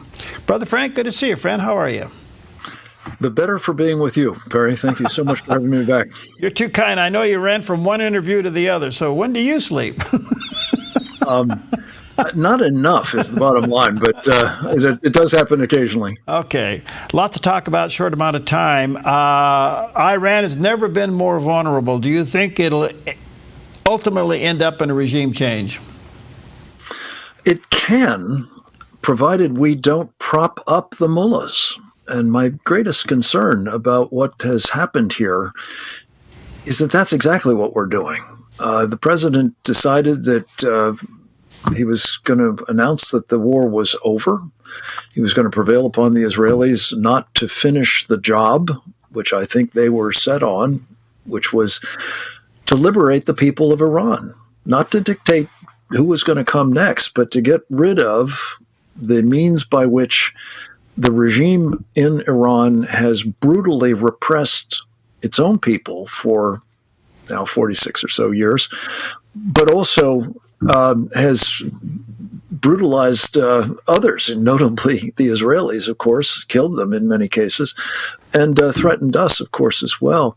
I think that was a strategic error of the First Order, to be honest with you, and frankly, something of an immoral abomination, especially if, as I think is now happening, Perry, the regime is lashing out at the Iranian people. They're sending these Basiji thugs in to murder them in retaliation for the evident, restiveness of the population and their prayerful hope that this regime would, in fact, be at an end. The Israelis are frustrated, I think, by that, as should we be. But in addition to it, the president has now said he's fine with having the Chinese buy more of the oil from Iran, which means providing financial life support. And oh, by the way, I think any one of those ships coming in for Chinese oil can be bringing in missiles or nuclear weapons or God only knows what else. And I fear that we are snatching a possible epic victory away from all of those people, the Iranians, the Israelis, our own people, and indeed the Judeo-Christian world more generally. Wow, good stuff. Okay, so let's unpack this a little bit. Do you know what percent of the citizens of Iran are with the Ayatollah, the mullahs, versus the citizens that are ready for a revolution? I don't with any precision. There are no public opinion polls for obvious reasons. What we've seen, though, over time is even in the absence of a clear shot at the regime, you've seen millions of people going into the streets opposing the regime and putting their lives in real jeopardy by so doing. Another interesting statistic, and again, I don't have precise numbers, but we hear the size of the Christian population, that is to say, converts to Christianity in Iran, has skyrocketed in recent years. This I think compounds the general sense that fewer and fewer people want to be under Sharia, this totalitarian operating code of Islam, even if they're Muslims. They're more secular. They don't want to be, embracing all of the horrors that Sharia entails. So between those groups, and then there's, by the way, a sort of polyglot population. There are Persians, to be sure. I think that's about 50% of the population. But then there are Kurds, and there are Arabs. There are others that are very restive indeed. So I would guess, if I had to pick a number, it may be 80% of the population is opposed to the regime, especially if opposing it is not a suicide mission. I think they'd be in the streets and helping bring about a change of regime, not for us to decide, for them, but that needs to happen. So, Frank, is it possible one of the reasons that we haven't finished the job or allowed Israel to finish the job is turning the Ayatollah into a martyr? Well, I suspect there may be some who say that, but I think the number of people who care whether he is a martyr or not, are fairly small. And those that do care are not with us anyway. Those are people who will be, very much promoting this idea of Sharia supremacism, meaning death to Israel, meaning death to America, and I would argue actually death to Judeo-Christian civilization more generally. Yeah. Do you think it's possible, given the scenarios you're laying out here, that the president knows that this current ceasefire will not hold? Therefore, we have to go finish the job. That's the best case as far as I'm concerned. Look, I want to give the president credit. I think he has played this, effort to contend with the obvious and I think very imminent threat of an Iranian nuclear weapon masterfully. And he says himself he did it with a measure of deception. He's done it in very close partnership with a man who, uncharacteristically, he praised to the heavens just yesterday, and that would be Prime Minister Benjamin Netanyahu of Israel. He's described him as a member of a team that has worked as closely as any ever, and I think that's true. So all of those things suggest that he does understand that we can't have a perpetuation of the present arrangement. But on the other hand, he has also seemed, at least in the past 24 hours or so, indifferent to some of the things that I would think would just make this obvious. One is, in the aftermath of our bombing of Fordow and these other two sites, you may recall, Perry, everybody was talking about, well, what could the Iranians do? They could attack our personnel in the Gulf, which they did do, albeit in a sort of ineffectual way. We could talk about that if you'd like. They could, attack Israel more, and of course they were doing that rather relentlessly until the ceasefire. They could maybe mine or otherwise obstruct the Persian Gulf's entrance, the Strait of Hormuz, or maybe they just activate the Hezbollah, the Iranian Revolutionary Guard Corps, the Quds Force, the Hamas, who knows who all else in terms of sleeper cells, terrorist organizations, and even assassination squads in our country whose mission, the latter, is killing Donald Trump personally. I mean, you'd got to think that maybe it's not a good idea to keep these guys in business, don't you? Yeah. Boy, you unplugged a lot of stuff here. Let me just ask one more question as it relates to the damage so far. Do you think we really don't know what happened to the enriched uranium? I would be astonished if we had perfect awareness of what has happened to the uranium that has been enriched, the various means by which it could be put into nuclear weapons, the whereabouts of such means, and the status of the taking of such weapons and mating them up with the missiles. This, again, Perry, is exactly why I've always thought that just trying to put the nuclear weapons program out of business was a fool's errand. I mean, important, I'm not opposed to it, mind you, but I just think that it requires a level of situational awareness, if you will, that it's impossible to have in light of the secretiveness of this system and the degree to which they've been able to hide things deep underground in some cases for many, many years. So it brings me back to the main point. We've got to get rid of the people who want those nuclear weapons if you want to have confidence that they're not going to be unleashed on Israel or perhaps on us. One other quick question, Frank, before I take a break. I have to ask this question, as angry as it makes me, but why? Why did the legacy fake news do what they did over the last 3 days? Oh, I think it's part of their, orneriness of when it comes to Donald Trump. Anything that could be done to diminish his accomplishments, to deny him an obvious success, they have done, and they've done it basically since he came down the escalator. They went from being among his greatest admirers until he entered Republican politics, and they've been at his, throat ever since. Okay, and then one other quick question. Do you think some of this is trying to set the stage for a revolution?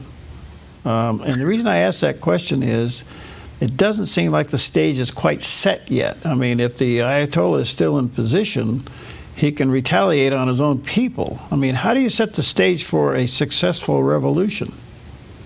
Yeah, I think this was teeing up for a successful revolution, but I think when the president said the war is over, and told the Israelis, stand down, that did not set the stage. I think that unset the stage for the revolution that is in the interests of the people of Iran, Israel, other, by the way, friendly nations, relatively friendly nations in the Middle East, and certainly our interest as well.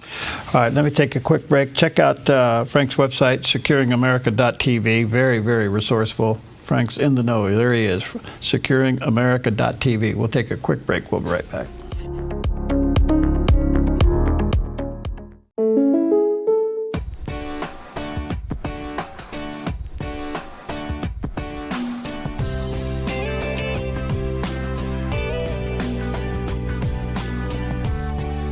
Combining your home and auto insurance could save you time and money.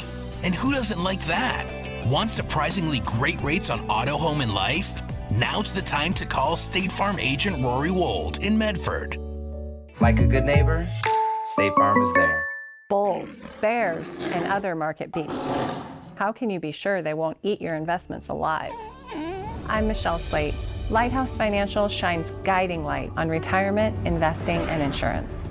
As you navigate the stormy seas of investing, Lighthouse stands out as a beacon of hope, offering you wise counsel and biblically responsible investing.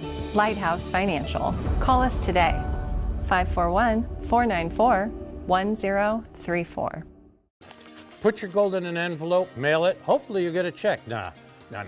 Father and son jewelry, bring your gold in, we weigh it, we check it, we make you the offer.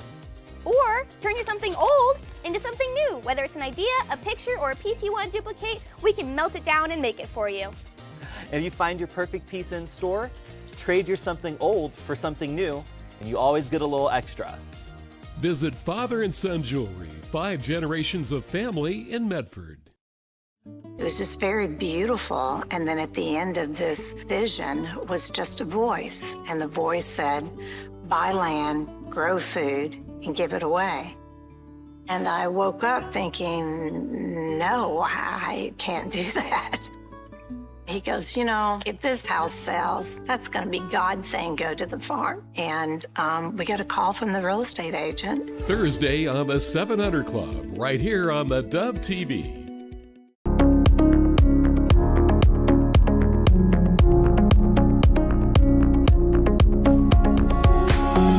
Welcome back. Always an honor to have with us Frank Gaffney. He's the president of the Institute for American Future.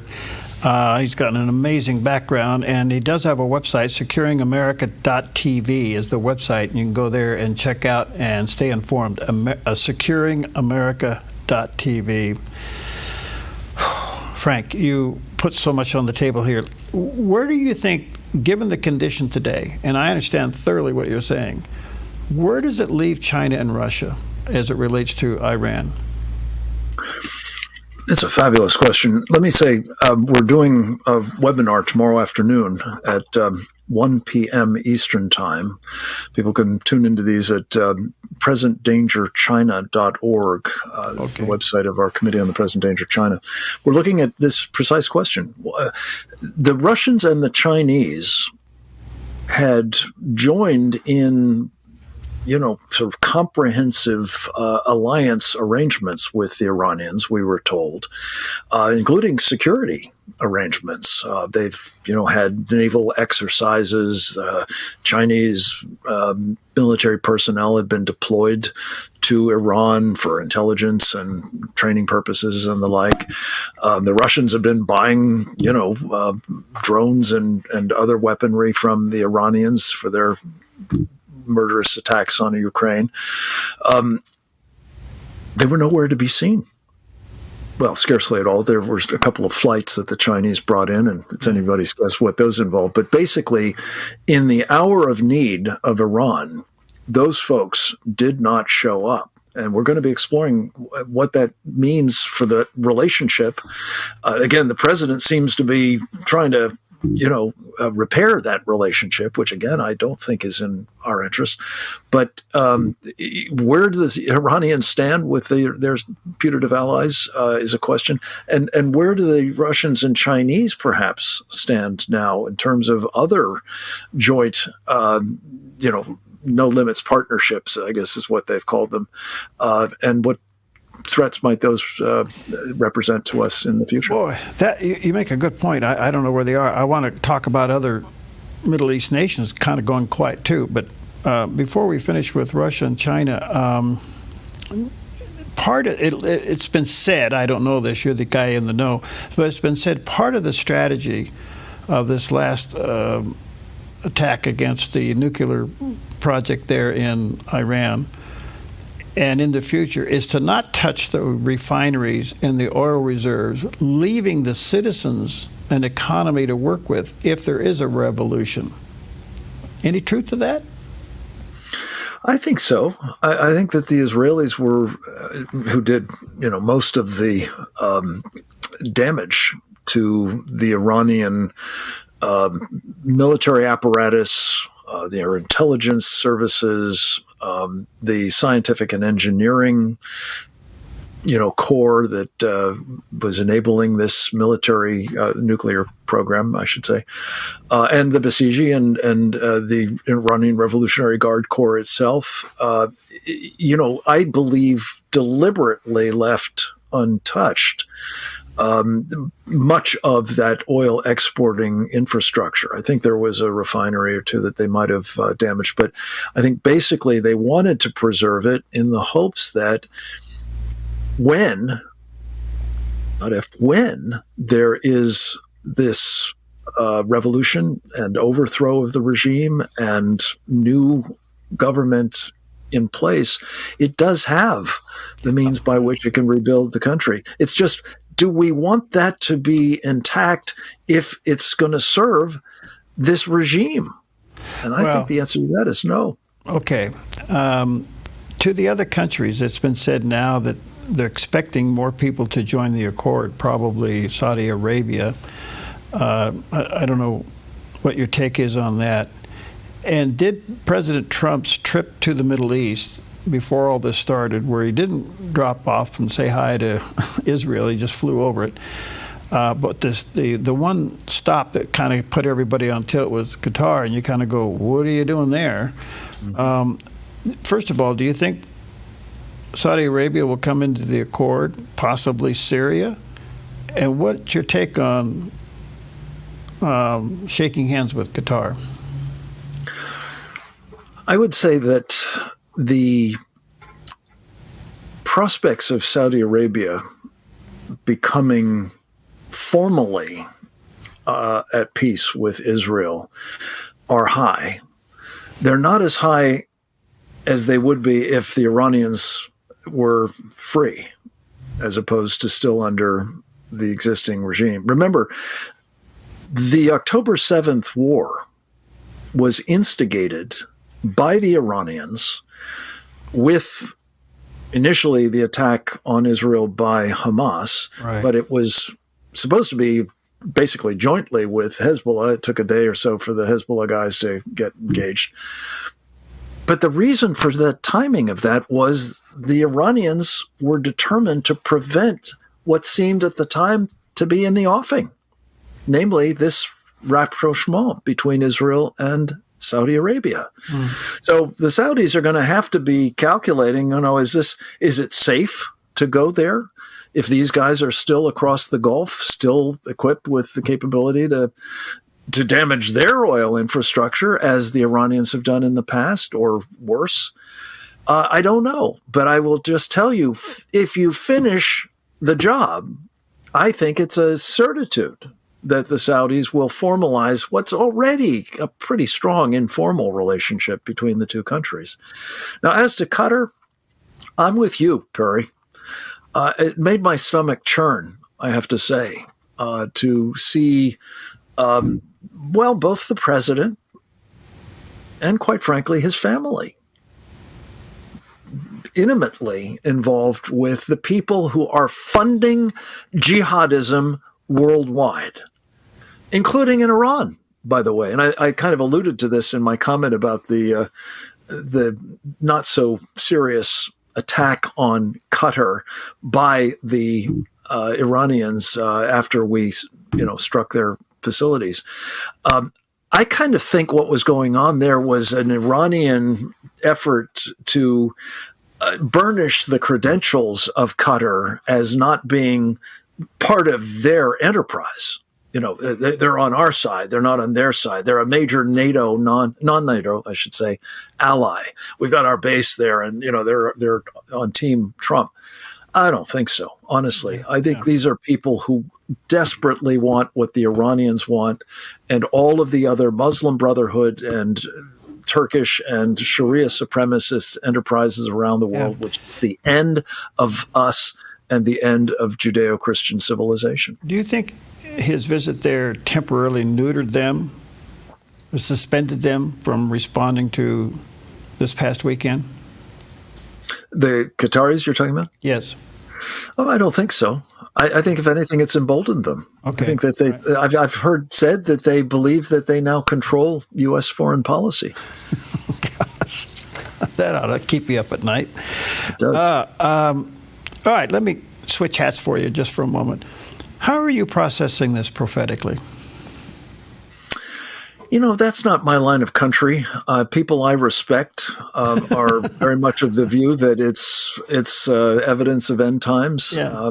And could it be? I'm just not equipped to say. But my faith is in the Lord, Perry, and it's His good timing that all of that will take place. All right, I don't know if it's on our watch or not. Nope, I appreciate that. I totally get it. So, do you think long term? I realize you got a lot of things on the table that have deep concern, but do you think at the end of the day there is a regime change? I think it's a certitude.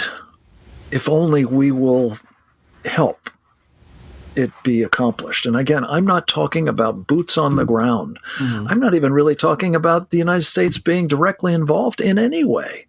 Just let the Israelis finish the job. Okay. I think they were within days of accomplishing it. And it's one of the reasons why, you know, they were so desperate to get another salvo in there, particularly, I think, targeting these Basiji. But here's just an alternative proposition that is very unsavory, I have to say. You may remember, Perry, George H.W. Bush encouraged the Kurds of Iraq to rise up against Saddam Hussein, and then sat on his hands when Saddam Hussein took advantage of the opportunity to use poison gas to murder them en masse. Well, I fear that we're setting up a situation that could be very similar, where we are not actually encouraging, you know, a revolution, but we'd be okay with it. But certainly the desire to free themselves is very real, and we may watch them being murdered en masse. I hope not. I hope not, too. Is it again, one other possibility is that the president in Israel knows that this ceasefire will be broken, and therefore the door's open. I just don't want to rely on the Iranians to help us do what we need to do. Yeah. You're right. It's a distinct possibility, but I hope that's not the case. Yeah. We'll see. The Israelis, I think, are very much anxious to ensure that this threat doesn't simply reemerge in another few years or maybe sooner. And we should make sure that that's the case, too. 10 seconds. Why doesn't Israel just go at it by themselves anyway? They're a sovereign nation. I mean, I realize we're partners, but after all, it's their life. It is, and it may come to that, but I think they don't want to anger President Trump. Okay. For good reasons. All right. SecuringAmerica.tv, that's Frank's website. There's a picture of the landing page, SecuringAmerica.tv. Thank you, Frank. God bless you, friend. You always give us time, and I value it greatly. Thanks, brother. Always happy to do it, my friend. Okay. God bless you.